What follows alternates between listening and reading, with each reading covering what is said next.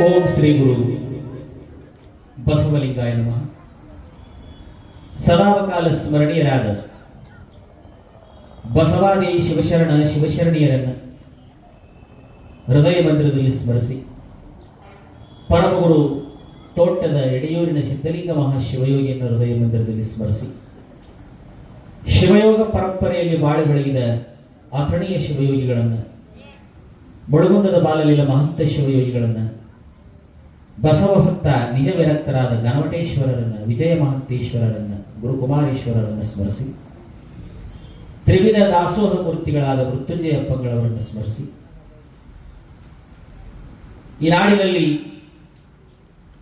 ಶರಣ ಸಂಸ್ಕೃತಿಯ ಸೌರಭವನ್ನು ಬೆಳಗಿದ ಎಲ್ಲ ಮಹಾತ್ಮರನ್ನು ನೆನೆದು, ಪರಮಪಾವನ ಮೂರ್ತಿಗಳು, ಲೀಲಾ ವಿನೋದರು, ಹಠಯೋಗಿಗಳು, ಹಠಮಠ ಕುಟಿಲ ಮಾಯಾ ಪ್ರಪಂಚವನ್ನು ಗೆದ್ದವರು, ತಾವು ನಿಂತ ನೆಲವನ್ನೇ ಸುಕ್ಷೇತ್ರವನ್ನಾಗಿ ಮಾಡಿದಂತಹ ಮಹಿಮಾ ಪುರುಷರಾದಂತಹ ಸದ್ಗುರು ಶ್ರೀ ಉಣಕಲ್ಲದ ಸಿದ್ದೇಶ್ವರ ಮಹಾಶಿವಯೋಗಿಯನ್ನ, ಹಠಯೋಗಿಯನ್ನು ಮಂದಿರದಲ್ಲಿ ಸ್ಮರಿಸಿ, ಆ ಮಹಾಸ್ವಾಮಿಯ ಜಾತ್ರಾ ಮಹೋತ್ಸವ ನೂತನ ಶಿಲಾಮಂಟಪದ ಉದ್ಘಾಟನೆ, ಹಲವಾರು ಕಾರ್ಯಕ್ರಮಗಳನ್ನು ಒಳಗೊಂಡಂತಹ ಈ ಸಂದರ್ಭದಲ್ಲಿ ಅವರ ದಿವ್ಯ ಜೀವನ ಲೀಲಾಮೃತವನ್ನು ಒಳಗೊಂಡಿರ್ತಕ್ಕಂತಹ ಶ್ರೀ ಸದ್ಗುರು ಸಿದ್ದೇಶ್ವರರ ಜೀವನ ದರ್ಶನದ ಈ ಪುಣ್ಯಮಯ ಕಾರ್ಯಕ್ರಮದಲ್ಲಿ ತಾವೆಲ್ಲ ಅನೇಕ ಕಾರ್ಯಕ್ರಮಗಳ ಮಧ್ಯದಲ್ಲಿಯೂ ಕೂಡ ಬಿಡು ಮಾಡಿಕೊಂಡು ಬರ್ತಾ ಇದ್ದೀರಿ. ಹೋಳಿ ಹುಣ್ಣಿಮೆ, ಗ್ರಹಣ, ಹೀಗೆ ಹಲವಾರು ಕಾರ್ಯಕ್ರಮಗಳು ನಮ್ಮ ಜನರ ತಲೆಯಲ್ಲಿ ಮೌಢ್ಯವಾಗಿರೋದ್ರಿಂದ ಅವರನ್ನ ಆ ಮೌಢ್ಯದ ಮೂಢ ಸಂಪ್ರದಾಯದಿಂದ ತರಲಿಕ್ಕೆ ಬಹಳಷ್ಟು ಹೆಣಗಾಡಬೇಕಾಗ್ತದೆ, ಬಹಳಷ್ಟು ಕಷ್ಟಪಡಬೇಕಾಗ್ತದೆ. ಕಾರಣ ಇದನ್ನು ಹೇಳೋರು 1% ಜನ, ಇದನ್ನು ವಿರೋಧಿಸಿ ಮಾತಾಡುವವರು 99% ಜನ. 1% ಜನ ಹೇಳಿದ ತಿಳುವಳಿಕೆ ಈ ಜನರ ತಲೆಯಾಗಿ ಹೋಗುವುದಿಲ್ಲ. 99% ಕೆಡಿಸೋರ ಮಾತುಗಳು ಇವರು ಜನರ ತಲೆಯಲ್ಲಿ ಹೋಗ್ತವೆ. ಹೀಗಾಗಿ ಕಾಲವೇ ಎಲ್ಲವನ್ನು ನಿರ್ಣಯ ಮಾಡ್ತದೆ, ಕಾಲವೇ ಎಲ್ಲದಕ್ಕೂ ಉತ್ತರವನ್ನು ಕೊಡ್ತದೆ, ಕಾಲ ಎಲ್ಲವನ್ನು ಸರಿಪಡಿಸ್ತದೆ. ಯಾಕಂದ್ರೆ ಕಾಲ ಅದು ಪರಮಾತ್ಮನ ಅಧೀನದಲ್ಲಿ ಐತಿ. ಯಾವ್ಯಾವ ಕಾಲಕ್ಕೆ ಏನೇನು ಮಾಡ್ಕೋಬೇಕಂತ ಇಚ್ಛೆ ಇದೆ ಆ ಪರಮಾತ್ಮ ಮಾಡಿಕೊಡ್ತಾನೆ. ಗುರುವಿನ ಸಂಪರ್ಕದಲ್ಲಿ ಬಂದಂತ ಭಕ್ತರು, ಗುರುವಿನ ಮಾರ್ಗದಲ್ಲಿ ಬಂದಂತ ಭಕ್ತರು ಗುರು ಉಪದೇಶವನ್ನು ಪಡ್ಕೊಂಡು ಗುರುಕರ ಜಾತರಾಗಿ ಗುರುವಿನ ಮಾತಿನಲ್ಲಿ ಶ್ರದ್ಧೆ ಇಟ್ಟು ನಡೆದರೆ ಅವರಿಗೆ ಯಾವ ಗ್ರಹಗತಿಗಳು ಅಡ್ಡ ಬರೋದಿಲ್ಲ. ಅವರ ದಾರಿ ಸನ್ಮಾರ್ಗದ ದಾರಿ ಆಗ್ತದೆ. ಅಂತ ಸದ್ಭಾವವನ್ನ ದಯಾಗರನಾದಂತಹ ಸಿದ್ದೇಶ್ವರನು ತಮ್ಮೆಲ್ಲರಿಗೂ ಕರುಣಿಸಲಿ ಅಂತ ಹೇಳಿ, ತಮ್ಮೆಲ್ಲರಲ್ಲಿ ಬಂಧುಗಳಲ್ಲಿ ಸೇವಾ ಸಮಿತಿಯವರಲ್ಲಿ ಶರಣಾರ್ಥಿಗಳನ್ನು ಸಲ್ಲಿಸಿ, ನಾವೆಲ್ಲ 2 ನಿಮಿಷ ಮಹಾಸ್ವಾಮಿಯ ಪ್ರಾರ್ಥನೆಯನ್ನು ಮಾಡಿ ಇವತ್ತಿನ ವಿಷಯಕ್ಕೆ ಪ್ರವೇಶಿಸಲಾಗಿದೆ.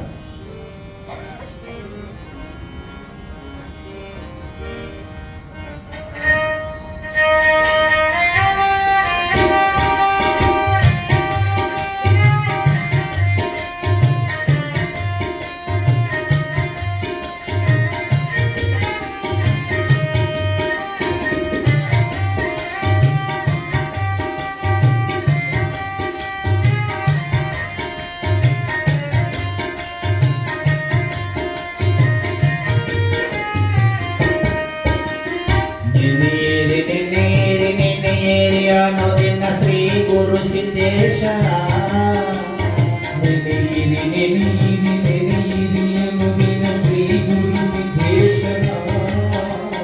ಶುದ್ಧ ಮನದಿಂದ ನೆನೆದವರ ಹೃದಯ ನಿವಾಸ,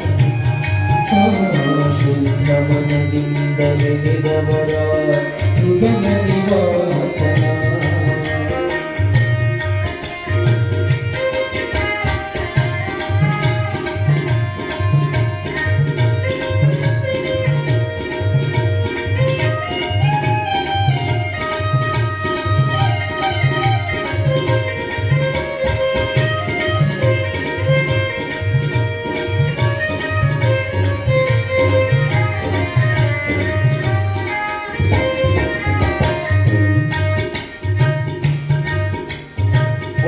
ಮಾಯಾ ಪ್ರಪಂಚವನೀಗಿದ ಹಠಯೋಗಿ ಸಿದ್ದೇಶ, ಕುಟಿಲ ಮಾಯಾ ಪ್ರಪಂಚವನೀ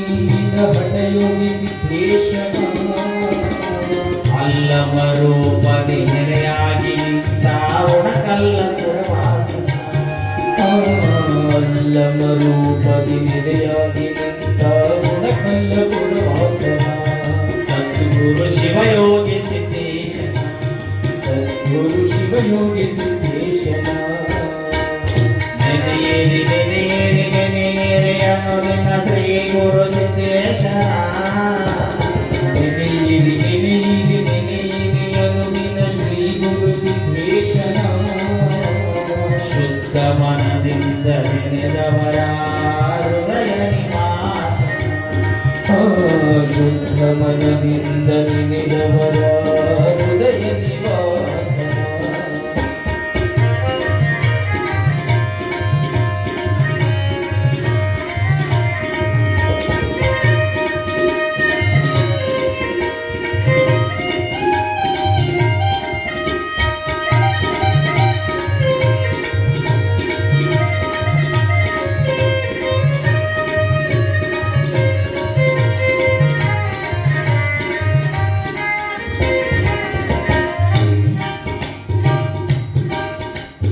ಲೋಕ ಕಲ್ಯಾಣಕ್ಕೆ ಒಳಗುತ್ತಿಪುರದಲ್ಲಿ ಜನಿಸಿದ ಮಹಾತ್ಮನ ಲೋಕ ಕಲ್ಯಾಣಕ್ಕೆ ಒಳಗುಂದಿಪುರದಲ್ಲಿ ಜನಿಸಿದ ಮಹಾತ್ಮನ ಕನ್ನಡ ನಾಡಿನ ಬೆಳವಲ ಸೀಮೆಗೆ ಬೆಳೆಸಿದನು ಪಯಣ ಕನ್ನಡ ನಾಡಿನ ಬೆಳವಲ ಸೀಮೆಗೆ ಬೆಳೆಸಿದನು ಪಯಣ ಭಕ್ತರ ಬಾಳಿನ ನಂದಾದೀಪವ ಬೆಳಗಿದ ಶಿವಶರಣ ಭಕ್ತರ ಬಾಳಿನ ನಂದಾದೀಪವ ಬೆಳಗಿದ ಶಿವಶರಣ ಭಕ್ತರ ಬಾಳಿನ ನಂದಾದೀಪವ ಬೆಳಗಿದ ಶಿವಶರಣ ಭಕ್ತರ ಬಾಳಿನ ನಂದಾದೀಪವ ಬೆಳಗಿದ ಶಿವಶರಣ ಕರವ ಮುಗಿಯುತ್ತ ಶಿರವ ಬಾಗುವೆವು ಕರವ ಮುಗಿಯುತ್ತ ಶಿರವ ಬಾಗುವೆವು ಅರಸೋ ನಿನ್ನ ಸ್ಮರಣ ಒಣಕಲ್ಲ ಗುರು ಕರುಣ ಕಿರಣ ಕಲ್ಲ ಗುರು ಕರುಣ ಕಿರಣ ಕಲ್ಲ ಗುರು ಕರುಣ ಕಿರಣ ನೆನೇರಿ ನೆನೇರಿ ನೆನೇರಿ ಅನ್ನೋದಿನ ಶ್ರೀ ಗುರು ಸಿದ್ದೇಶನ ನೆನೆಯಿರಿ ನೆನೆಯಿರಿ ನೆನೆಯಿರಿ ಅನುದಿನ ಶ್ರೀ ಗುರು ಸಿದ್ದೇಶನ ಶುದ್ಧ ಮನದಿಂದ ನೆನೆದವರ ಹೃದಯ ನಿವಾಸ ಶುದ್ಧ ಮನದಿಂದ ನೆನೆದವರ ಹೃದಯ ನಿವಾಸನ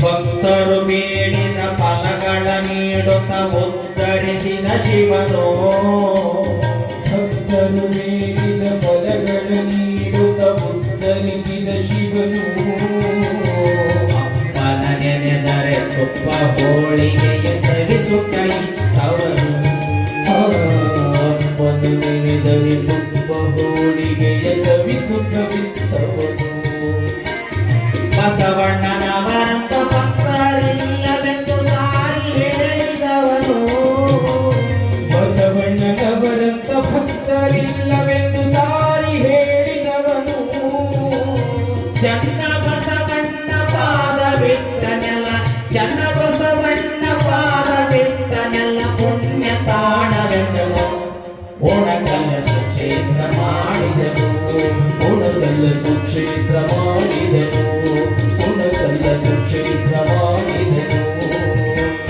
ನೆನೆಯಿರಿ ನೆನೆಯಿರಿ ನೆನೆಯಿರಿ ಅನ್ನೋದಿನ ಶ್ರೀ ಗುರು ಸಿದ್ದೇಶನ ನೆನೆಯಿರಿ ನೆನೆಯಿರಿ ನೆನೆಯಿರಿ ಅನುದಿನ ಶ್ರೀ ಗುರು ಸಿದ್ದೇಶನ ಶುದ್ಧ ಮನದಿಂದ ನೆನೆದವರ ಹೃದಯ ನಿವಾಸ ಶುದ್ಧ ಮನದಿಂದ ನೆನೆದವರ ಹೃದಯ ನಿವಾಸನ ಸದ್ಗುರು ಶಿವಯೋಗಿ ಸಿದ್ದೇಶ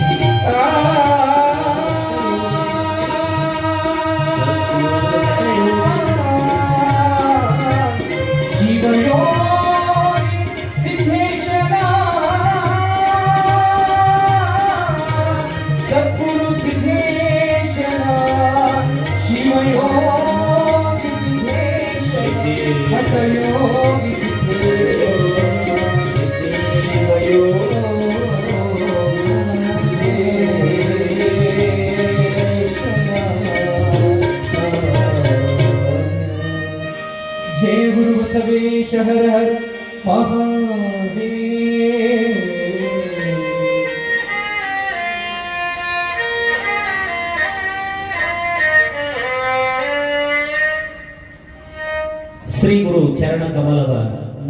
ಸಂಘದಲ್ಲಿ ಧರಿಸಿಕೊಂಡು ಮಹಾತ್ಮರ ಜ್ಞಾನಿಗಳ ಅನುಭಾವಿಗಳ ಸಂಘದಲ್ಲಿ ಪ್ರತಿದಿನವೂ ಒಂದಿಷ್ಟು ಆಡಿ ಬಂದ್ರೆ ಈ ಜೀವಕ್ಕೆ ಅಂಟುಕೊಂಡಿರ್ತಕ್ಕಂತಹ ಮಲತ್ರಯಗಳು ಕರ್ಮಾದಿಗಳು ದೂರವಾಗಿ ಪರಮಾತ್ಮನ ಸಾನ್ನಿಧ್ಯ ಸಾಧ್ಯವಾಗ್ತದೆ ಅಂತ ಹೇಳಿ ಅನುಭಾವಿಗಳು ದಾರ್ಶನಿಕರು ಹೇಳಿಕೊಂಡು ಬರ್ತಾರೆ. ಮಂಡೆ ಮಾಸಿದಡೆ ಮಹಾಮಜ್ಜನವ ಮಾಡುವರು, ವಸ್ತ್ರ ಮಾಸಿದಡೆ ಮಡಿವಾಳರಿಗಿಕ್ಕುವರು, ಮನದ ಮೈಲಿಗೆ ತೊಳೆಯಬೇಕಾದರೆ ಕೂಡಲ ಚನ್ನ ಸಂಗನ ಶರಣರ ಅನುಭವ ಮಾಡುವುದು ಅಂತ ಹೇಳ್ತಾರೆ. ಹೊಲಸಾಗ್ತದೆ ತಲೆ, ಮಂಡೆ ಹೊಲಸಾಗ್ತದೆ, ತಲೆ ಮೈ ಕೈ ಹೊಲಸಾಗ್ತದೆ. ಅವಾಗ ಅದಕ್ಕೆ ಸ್ನಾನವನ್ನು ಮಾಡ್ತೀವಿ. ನಾನಾ ತರದ ಸೋಪುಗಳನ್ನು, ನಾನಾ ತರದ ಲಿಕ್ವಿಡ್ಗಳನ್ನು ಹಾಕೊಂಡು ಚರ್ಮಕ್ಕೆ ಕಟ್ಟಿದ ಹೊಲಸನ್ನು ತೊಳ್ಕೊತೀವಿ. ಮಹಾಮಜ್ಜನವನ್ನು ಮಾಡ್ತೀವಿ. ಬಟ್ಟೆ ಮಾಸಿದರೆ ಹಾಕಿಕೊಳ್ಳುವಂತ ಬಟ್ಟೆಗಳು ಹೊಲಸಾದ್ರೆ ಮಡಿವಾಳರಿಗೆ ಕೊಡ್ತೀವಿ. ಅವುಗಳನ್ನು ಇಸ್ತ್ರಿ ಮಾಡಿಸ್ತೀವಿ, ಗಂಜಿ ಮಾಡಿಸ್ತೀವಿ, ಏನೇನೋ ಮಾಡಿಸಿ ಒಟ್ಟು ಬಟ್ಟೆಗಳನ್ನು ಸ್ವಚ್ಛ ಮಾಡ್ಕೊಂತೀವಿ. ಹಾಗಾದ್ರೆ ಚರ್ಮಕ್ಕ ಹತ್ತಿದ ಹೊಲಸನ್ನ ನೀರಿನಿಂದ ತೊಳ್ಕೊಂಡ್ರಿ, ಬಟ್ಟೆಗಳು ಹೊಲಸಾದಾಗ ಅವುಗಳನ್ನು ಕೂಡ ನಾನಾ ತರದ ಸೋಪಿನ ಪುಡಿಗಳನ್ನು ಹಾಕಿ ತೊಳೆದ್ರಿ. ಹಾಗಾದ್ರೆ ಈ ದೇಹದೊಳಗ ಏನು ಮಾಡಿದ್ರು ಕೂಡ, ಯಾವ ಸೋಪ್ ಹಾಕಿದ್ರು, ಯಾವ ಲಿಕ್ವಿಡ್ ಹಾಕಿದ್ರು, ಎಷ್ಟು ನೀರಾಗ ಕುಂತು ಮುಳುಗಿ ಮುಳುಗಿ ಎದ್ರೂ ಒಂದು ಹನಿ ನೀರು ಮುಟ್ಟಲಾರದಂತ ಒಂದು ವಸ್ತು ಐತಂತ.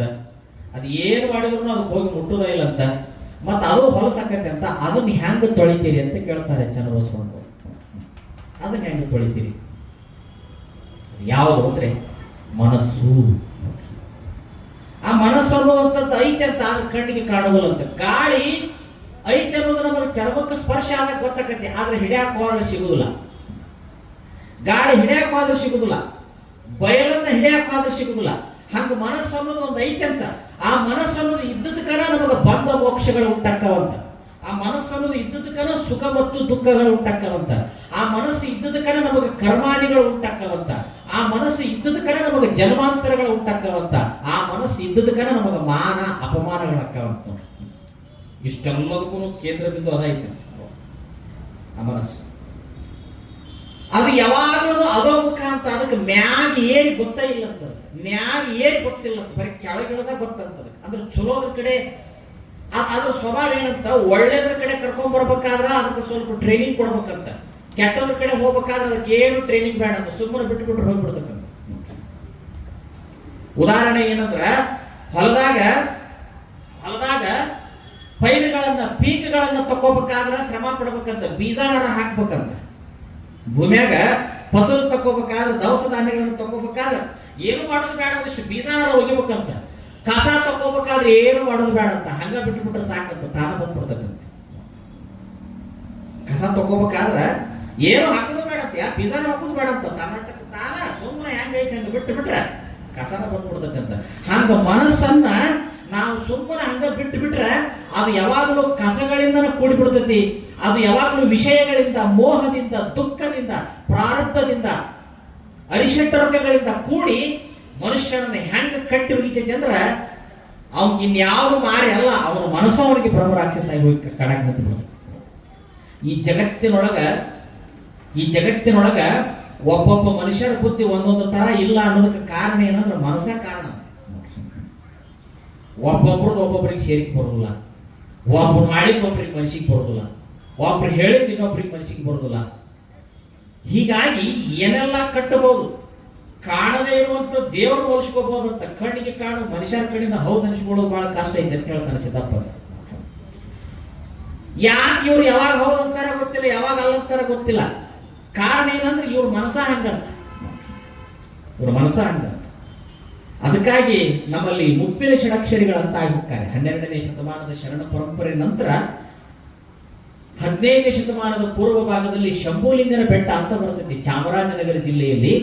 ಒಂದು ಕಡೆ ನಿಜಗುಣರು, ಇನ್ನೊಂದು ಕಡೆ ಮುಪ್ಪಿನ ಷಡಕ್ಷರಿಗಳು. ಒಂದು ಕಡೆ ನಿಜಗುಣರು, ಇನ್ನೊಂದು ಕಡೆ ಮುಪ್ಪಿನ ಷಡಕ್ಷರಿಗಳು. ಇಬ್ಬರು ಕವಿ ಅದ. ನಿಜಗುಣರದು ವೇದಾಂತ, ಮುಪ್ಪಿನ ಷಡಕ್ಷರಿಗಳದು ಶರಣ ಸಿದ್ಧಾಂತ. ನಿಜಗುಣರದು ಕೈವಲ್ಯ ಪದ್ಧತಿ, ಮುಪ್ಪಿನ ಷಡಕ್ಷರಿಗಳದು ಅನುಭವ, ಶರಣಾನುಭವ.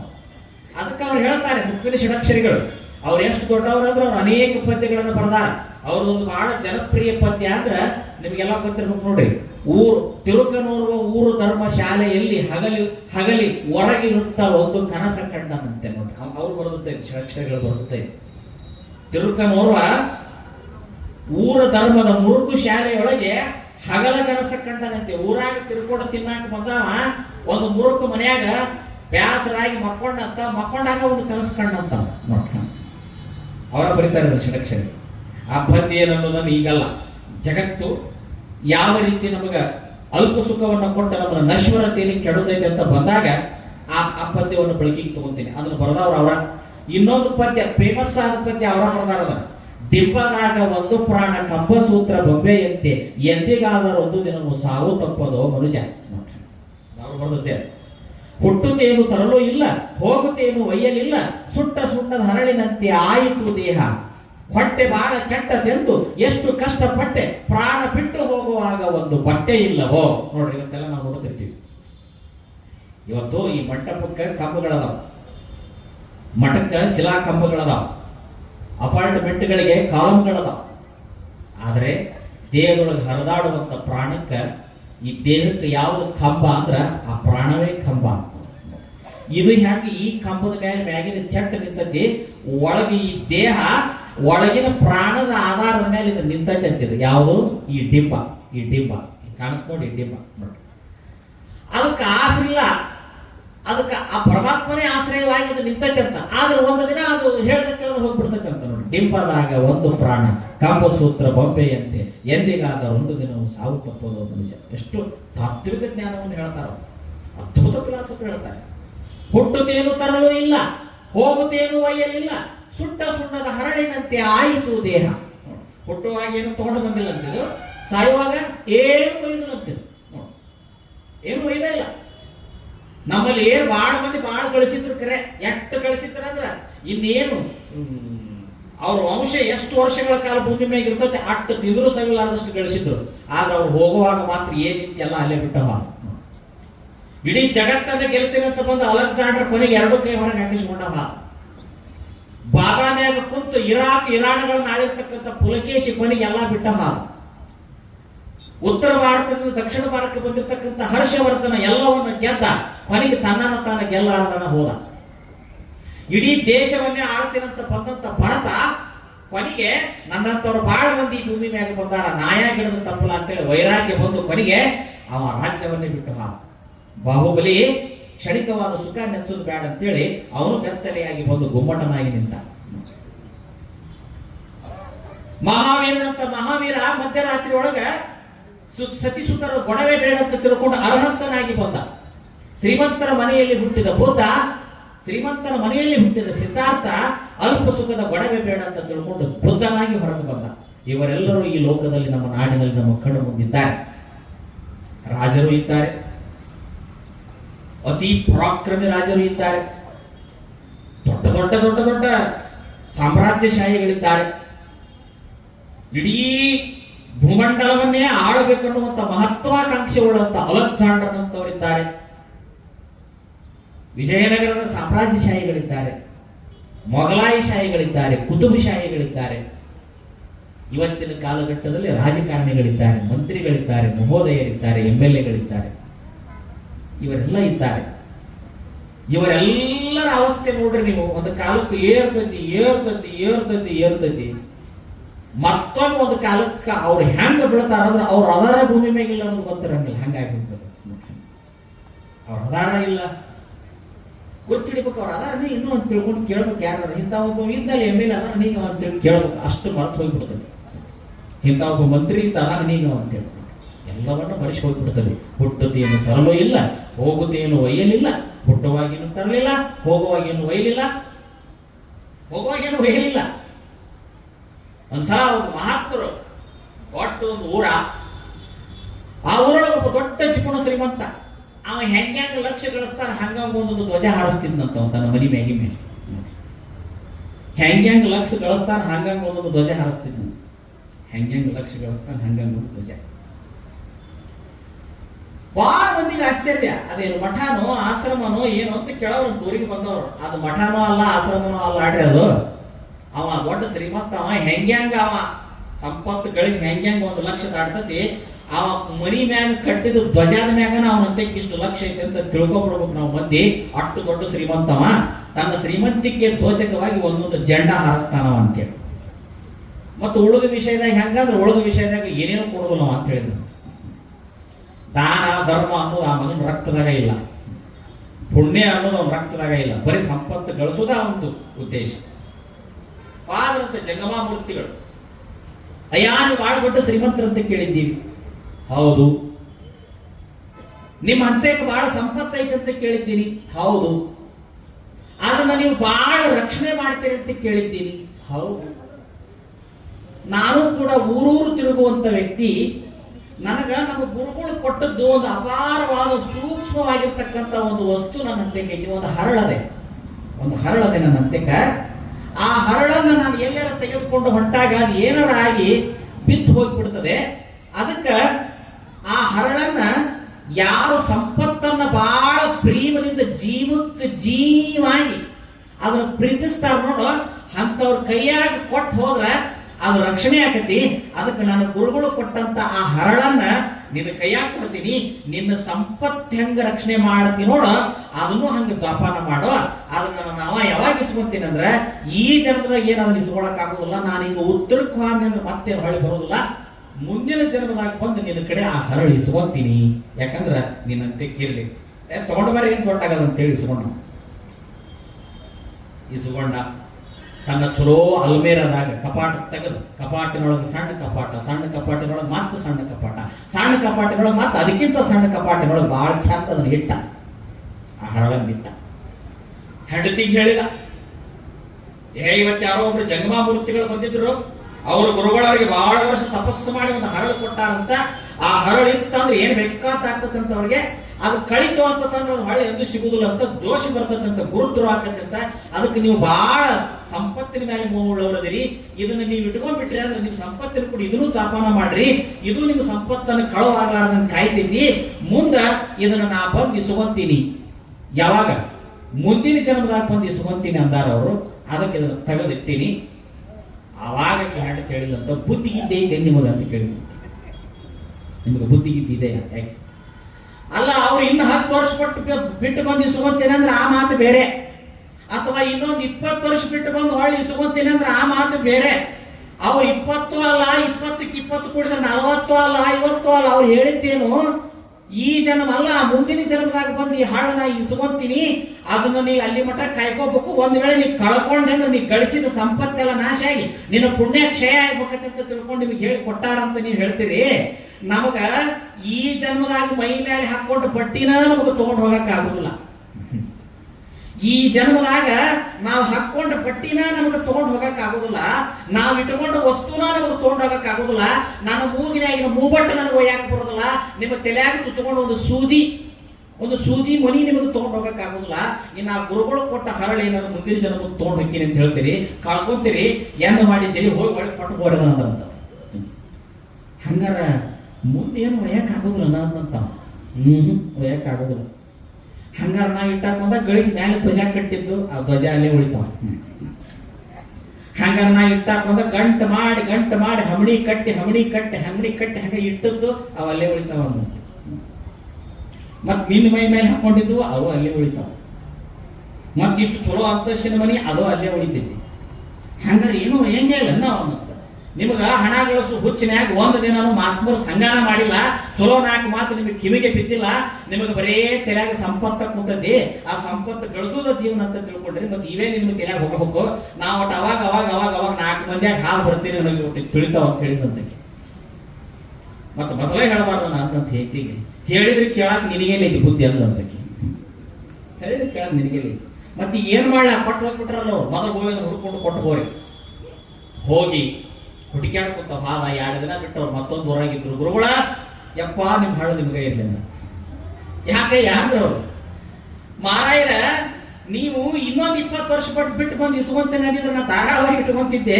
ನೀವು ಮುಂದಿನ ಜನ್ಮಕ್ಕೆ ತಗೊಂಡು ಬಂದು ಕೊಡೋ ಅಂತ ಹೇಳಿರಿ. ಮತ್ತೆ ಮುಂದಿನ ಜನ್ಮದಾಗ ನಾವು ನೀವು ಭೇಟಿ ಹಾಕಿವೋ, ಮುಂದಿನ ಜನ್ಮದಾಗ ಏನ್ ಹಾಕಿವೋ ಏನೋ ದೇವರಾಮಲ್ಲ. ಅದಕ್ಕೆ ತಪ್ಪಾಗೈತ್ರಿ, ಈ ಹಳ್ಳನ್ನು ತಗೋರಿ. ಅಲ್ಲಯ್ಯ ನಿನಗ ಎಕ್ಕಸ್ಥಿತ ನಾನೊಂದು ಕೊಟ್ಟ ಹಳ್ಳನ್ನು ಮುಂದಿನ ಜನ್ಮದಾಗ ತಂದು ಕೊಡೋದಿಲ್ಲ ಅನ್ನೋ ಸತ್ಯ ನಿನಗೆ ಈಗ ಗೊತ್ತಾಗೈತೆ. ಮತ್ತೆ ನೀ ಗಳಿಸಿಟ್ಟ ಸಂಪತ್ತೇನು ಮುಂದಿನ ಜನ್ಮಕ್ಕೆ ಹೋಯ್ತಿದಿ, ಅದನ್ನು ಒಯ್ಯಂಗಿಲ್ಲ. ಇಲ್ರಿ ಹೆಂಡತಿ ಬರೋಬ್ಬರಿ ಬುದ್ಧಿ ಹೇಳ್ಯಾಳ ನಮ್ಮ ಮನ್ಯಾಗ. ಅಲ್ಲಿಗ ಹೆಂಡತಿ ಮನ್ಯಾಗ ಬರೋಬ್ಬರಿ ಬುದ್ಧಿ ಹೇಳ್ಯಾಳ. ನಾನು ಹೇಳ್ತೀನಿ ಕೇಳಲ್ಲ ಅಂದ್ರು ಅವ್ರು. ಏನು ಹೆಂಡತಿ ಏನ್ ಹೇಳ, ಮೈ ಮ್ಯಾಗಿನ ಬಟ್ಟಿ, ಮೂಗಿನಾಗಿನ ಮೂಬಟ್ಟ, ತಲೆಯಾಗ ಚುಚ್ಚಿಕೊಂಡು ಸೂಜಿ, ಕೊಳ್ಳಾಗ ಹಾಕೊಂಡು ಚೈನ ಯಾವ್ಯಾವ ಬರೋದಿಲ್ಲ ಅಂತ ಹೇಳ್ಯಾಳ. ಹೌದನ? ಅದಕ್ಕಿಂತ ಮುಂದುವರೆದು ಹೇಳ್ತೀನಿ ಏನಂತ. ನೀ ತೊಟ್ಟಕೊಂಡ ಶರೀರ ತಾಯಿ ಗರ್ಭದೊಳಗ ಜೀವ, ಆತ್ಮ, ಪ್ರಾಣ, ಇಂದ್ರಿಯಗಳು, ಸಪ್ತ ಧಾತುಗಳಿಂದ ಕೂಡಿದ ಮಾಂಸ ಪಿಂಡ ಇವು ಹುಟ್ಟು ಕೂಡೆ ಭೂಮಿಯಿಂದ ಗರ್ಭದಿಂದ ಹೊರಗೆ ಬಿದ್ದಾವ. ಇದ್ರೊಳಗ ಪ್ರಾಣ ಒಂದ ಹೋಗ್ಬಿಡ್ತತಿ. ತನ್ನ ಕೂಡ ಬರುವಂತ ದೇಹ ತಂದಂತ ದೇಹನ ಪ್ರಾಣ ಇಲ್ಲೇ ಬಿಟ್ಟು ಹೋಗತ್ತೆ ಅಂದ ಮೇಲೆ ಇನ್ನು ಮೈ ಮ್ಯಾಗಿನ ಬಟ್ಟೆ ಯಾವುದು, ಬೆಳ್ಳಿ ಯಾವುದು, ಬಂಗಾರ ಯಾವುದು? ಬೆಳ್ಳಿ ಬಂಗಾರ ಬಂದು ಮಾಡಿದವ್ರಿಗೆ ಆತು. ಶರೀರ ಇಟ್ರ ಬಸದು ಹೋತು, ಸುಟ್ರ ಬೋಧೆ ಅಂತಂದ್ರಂತ ಜಂಗಮರು. ಅಯ್ಯೋ ಇಷ್ಟು ಕೆಟ್ಟ ಐತೆ ಜೀವನ ಅಂತ. ಹೌದು ಅಂದ್ರ ಇಟ್ರ ಬಸದು ಹೋಗತಿ, ಸುಟ್ರ ಬೋಧೆ ಆಕತಿ. ಮತ್ತು ಉಳಿದೇನ್ ಬರೋದೇನಂತ ಕೇಳಿದಂತ.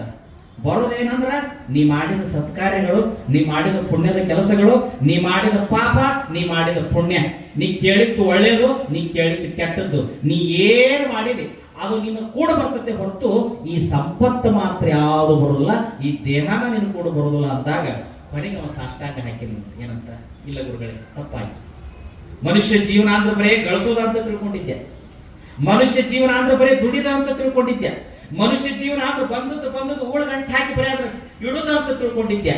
ಆದ್ರೆ ಈಗ ಗೊತ್ತಾತು, ಈ ಶರೀರ ಮನೆಯಾಗಿನ ಹೆಂಡತಿ ಹೇಳಿದ್ದು ಮೈ ಮೇಲೆ ಹಾಕೊಂಡು ಬಂಗಾರ ಬರೋದಿಲ್ಲ, ನನ್ನ ಮೂಗಿನಾಗಿನ ಮೂವಟ್ಟು ಬರೋದಿಲ್ಲ, ನಿಮ್ಮ ಕೊಳ್ಳಾಗಿನ ಚೈನ್ ಬರೋದಿಲ್ಲ, ತಲೆಯಾಗಿ ಚುಚ್ಚಿಕೊಂಡು ಸೂಜಿ ಬರೋದಿಲ್ಲ ಅಂತ ಹೇಳಿದ್ದು. ನೀವು ಅದಕ್ಕಿಂತ ಇನ್ನೂ ಒಂದು ಸತ್ಯ ಮುಂದುವರೆದು ಹೇಳಿದ್ರಿ. ಏನಂತ? ತಾಯಿ ಗರ್ಭದಾಗ ಹುಟ್ಟಿದಂತ ಈ ದೇಹ ಪ್ರಾಣ ಎರಡೂ ಕೂಡ ಬಂದಾವ. ದೇಹ ಇಲ್ಲೇ ಬೀಳ್ತತಿ, ಪ್ರಾಣನ ಒಂದು ಹೋಗ್ಬಿಡ್ತತಿ, ದೇಹನ ತಗೊಂಡು ಹೋಗಕ್ ಆಗುದಿಲ್ಲ. ಅಂದ್ರ ಇನ್ನು ದೇಹ ಇದ್ದಾಗ ದುಡಿದು ಗಳಿಸಿದ ಸಂಪತ್ತು ಯಾವ ಮೂಲಿ ಲೆಕ್ಕ. ನೀವು ಹೇಳಿದ ಮಾತು ಸತ್ಯ ಐತಿ ಗುರುಗಳೇ. ಇನ್ನು ನಾನು ಹಂಗ ಗಳಿಸೋದು ಮತ್ತೆ ಏನ್ ಮಾಡ್ತಿ? 8 ದಿವಸ ಏನು ಗಳಿಸೀನಿ ಅದನ್ನ ಸತ್ಕಾರ್ಯಗಳಿಗೆ ನಾ ಬಳಸ್ತೀನಿ. ಈ ಶರೀರವನ್ನ, ಈ ಮನಸ್ಸನ್ನ ಪುಣ್ಯದ ಕಾರ್ಯಗಳಿಗೆ ನಾವು ವಿನಿಯೋಗ ಮಾಡ್ತೀನಿ ಅಂತ ಹೇಳಿ ಅವರಿಂದ ದೀಕ್ಷೆಯನ್ನು ತೆಗೆದುಕೊಂಡು ಅವ ಎಲ್ಲಿಗೆ ಬರ್ತಾನೆ ಅಂದ್ರೆ ಮನೆಗೆ ಬಂದ. ಹೆಂಡತಿಗೆಲ್ಲ ಹಿತ್ತಲದ ಉಗ್ರಾಣದ ಕೂಲಿ ಸ್ವಚ್ಛ ಮಾಡೋಣ. ಯಾಕಂದ್ರೆ ಬಂದವರಿಗೆ ದಾಸೋಹ ಮಾಡೋಣ. ಬಡಬಗ್ಗರು ಭಿಕ್ಷುಕರು ಮನೆ ಬಾಗಿಲು ಹೊರಗೆ ಬಂದು ನಿಂತರು, ಹೊರಗೆ ನಿಂತು ನೀಡಬೇಡ, ಒಳಗೆ ಕರ್ಕೊಂಡು ಹೋಗಿ ಉಣಿಸು. ಪರಮಾತ್ಮ ಯಾರ ರೂಪದಾಗ ಹೆಂಗ ಬರ್ತಾನ ಗೊತ್ತಿಲ್ಲ. ನೊಂದವರ ರೂಪದೊಳಗ, ಬೆಂದವರ ರೂಪದೊಳಗ, ಅಂಧರ ರೂಪದೊಳಗ, ಅನಾಥರ ರೂಪದೊಳಗ ಬರ್ತಾನ. ಸುಳ್ಳ ನಾವು ಎಲ್ಲೆಲ್ಲೋ ಏನೇನೋ ಮಾಡಿಡಾಕತ್ತೀವಿ. ಬಂಗಾರದಂತ ಹೆಂಡತಿ ಕೈ ತೊಳ್ಕೊಂಡು ಬಿಡ್ಬೇಕು. ನಿನ್ನ ನಾ ಕರ್ಕೊಂಡು ಹೋಗಕ್ಕಾಗುದಿಲ್ಲ, ನನ್ನ ನೀ ಕರ್ಕೊಂಡು ಹೋಗಕ್ಕಾಗುದಿಲ್ಲ, ನಿನ್ನ ಮೈ ಮ್ಯಾಗಿನ ಬಂಗಾರ ಬರುದಿಲ್ಲ, ನಾ ಗಳಿಸಿಟ್ಟ ಆಸ್ತಿ ಬರುದಿಲ್ಲ ಅನ್ನುವಂಥ ಸತ್ಯ ಗೊತ್ತಾದ ಮೇಲೆ ಇನ್ಯಾಕಿದ್ರ ಮೇಲೆ ಮೋಹ.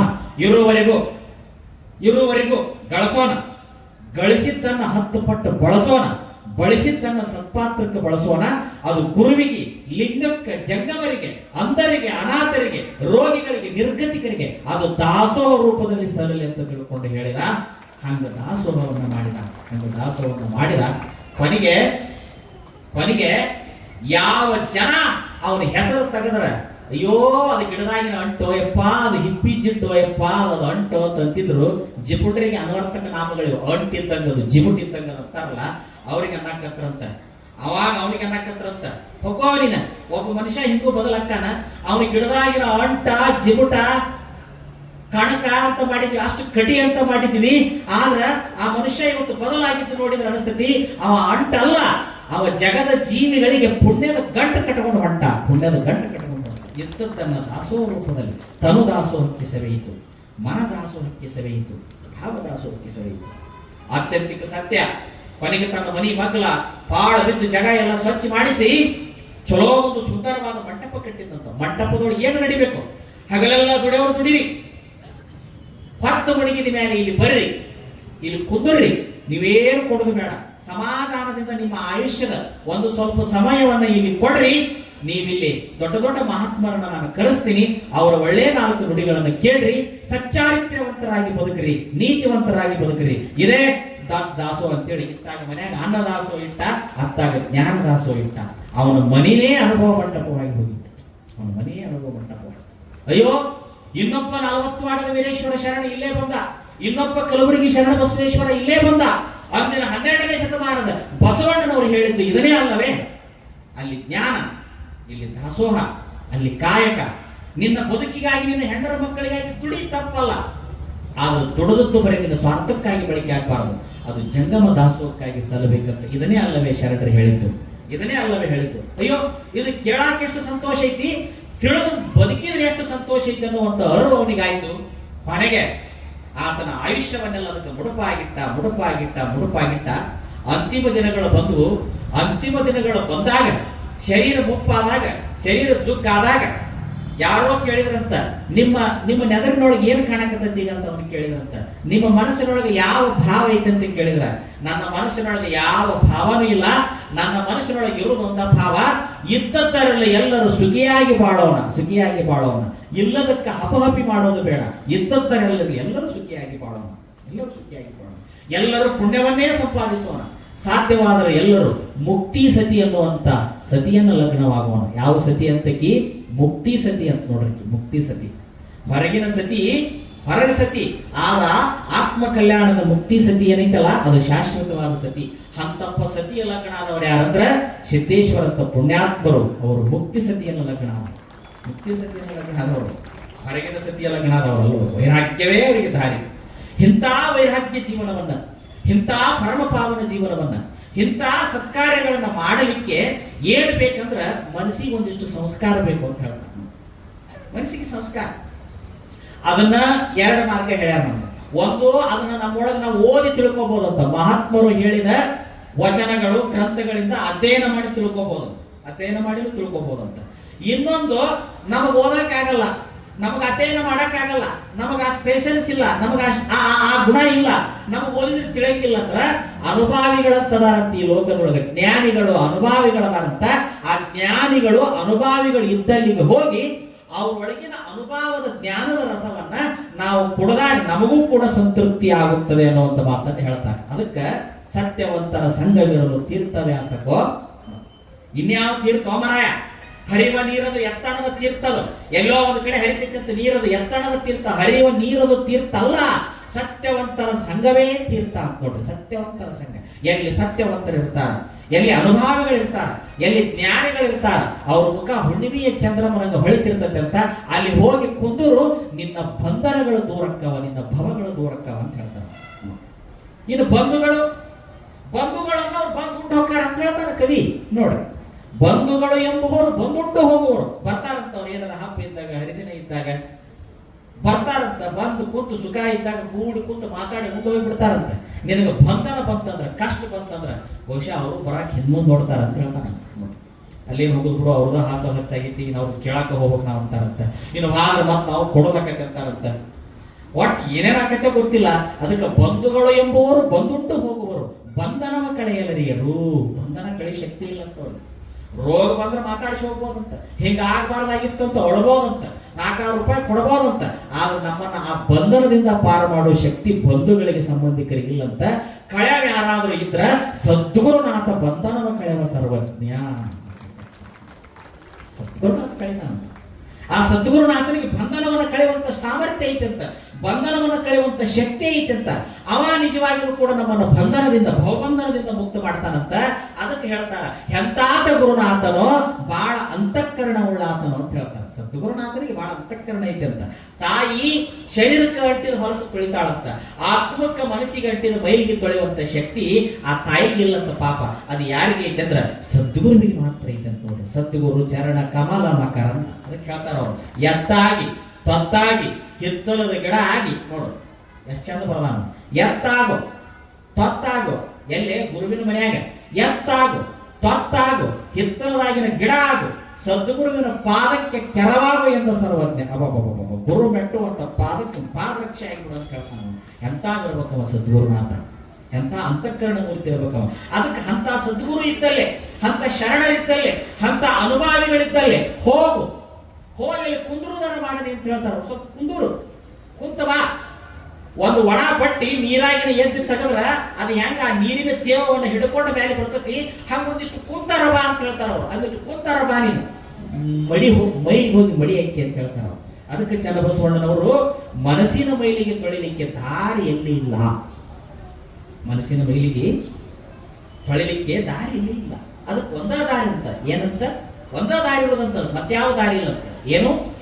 ಅನುಭಾವಿಗಳ, ಶರಣರ, ಮಹಾತ್ಮರ, ಸಂತರ, ಪುಣ್ಯಜೀವಿಗಳ ಸಂಗಮ ಮಾಡುವುದು. ಅದು ಹೆಂಗಂದ್ರೆ ಏನ್ ಕೂತಿರಲ್ಲ, ಇದ ದಾರಿ ಅಂತ. ಸುಮ್ಮನೆ ನೀವು ಕೂತಿರಿ ಕರೆ ಮನಸ್ಸಿಗೆ ಹೋಗಿ ಬಿಡ್ತಾವಂತ ಮಾತುಗಳು. ಆ ಮಾತುಗಳು ಹೆಂಗ ಕರ್ಪೂರ ಉರಿ ಸಮೀಪ ಬಂದ್ರ ತಾನಷ್ಟಕ್ಕೆ ತಾನ ಕರ್ಕೋತ ಹೋಗತ್ತೆ ಅಂತ. ಈ ಲೋಹಗಳಿಂದ ಮಾಡಿದ ಪಂಚಾರತಿಗಳು ಈ ಅದ್ರೊಳಗೆ ಅರುಗಂತ ಹಾಕಿರ್ತಾರ ನೋಡಿ, ಅರುಗಂತ ಹಾಕಿ ಮಾಡ್ತಾರ. ಈ ಬಂಗಾರದ ಸಾಮಾನುಗಳಿಗೆ, ಲೋಹಗಳಿಗೆ ಒಳಗೆ ಅರುಗ ತುಂಬುತ್ತಾರ. ನೀವು ತಾಯಂದ್ರೆ ಕೊಳ ಹಾಕೊಂಡಿರ್ತೀರ ಬಂಗಾರದ ಸಾಮಾನುಗಳು ಮೂರು, ಅದರೊಳಗೆ ಅರುಗ ಹಾಕಿರ್ತಾರ. ಆ ಸರಗಳಿಗೆ, ಗೋರ್ಮಾಳ ಸರಗಳಿಗೆ ಅರುಗಂತ ಒಳಗೆ ತುಂಬ್ತಾರ. ಆ ಅರುಗ ಏನ್ ಮಾಡ್ತೈತಿ ಅಂದ್ರೆ ಒಂದೊಂದು ಆಕಾರವನ್ನು ಕೊಡ್ತೈತಿ. ಬಂಗಾರದ ಸಾಮಾನಕ್ಕೆ ಒಂದೊಂದು ಆಕಾರ ಕೊಡ್ತೈತಿ.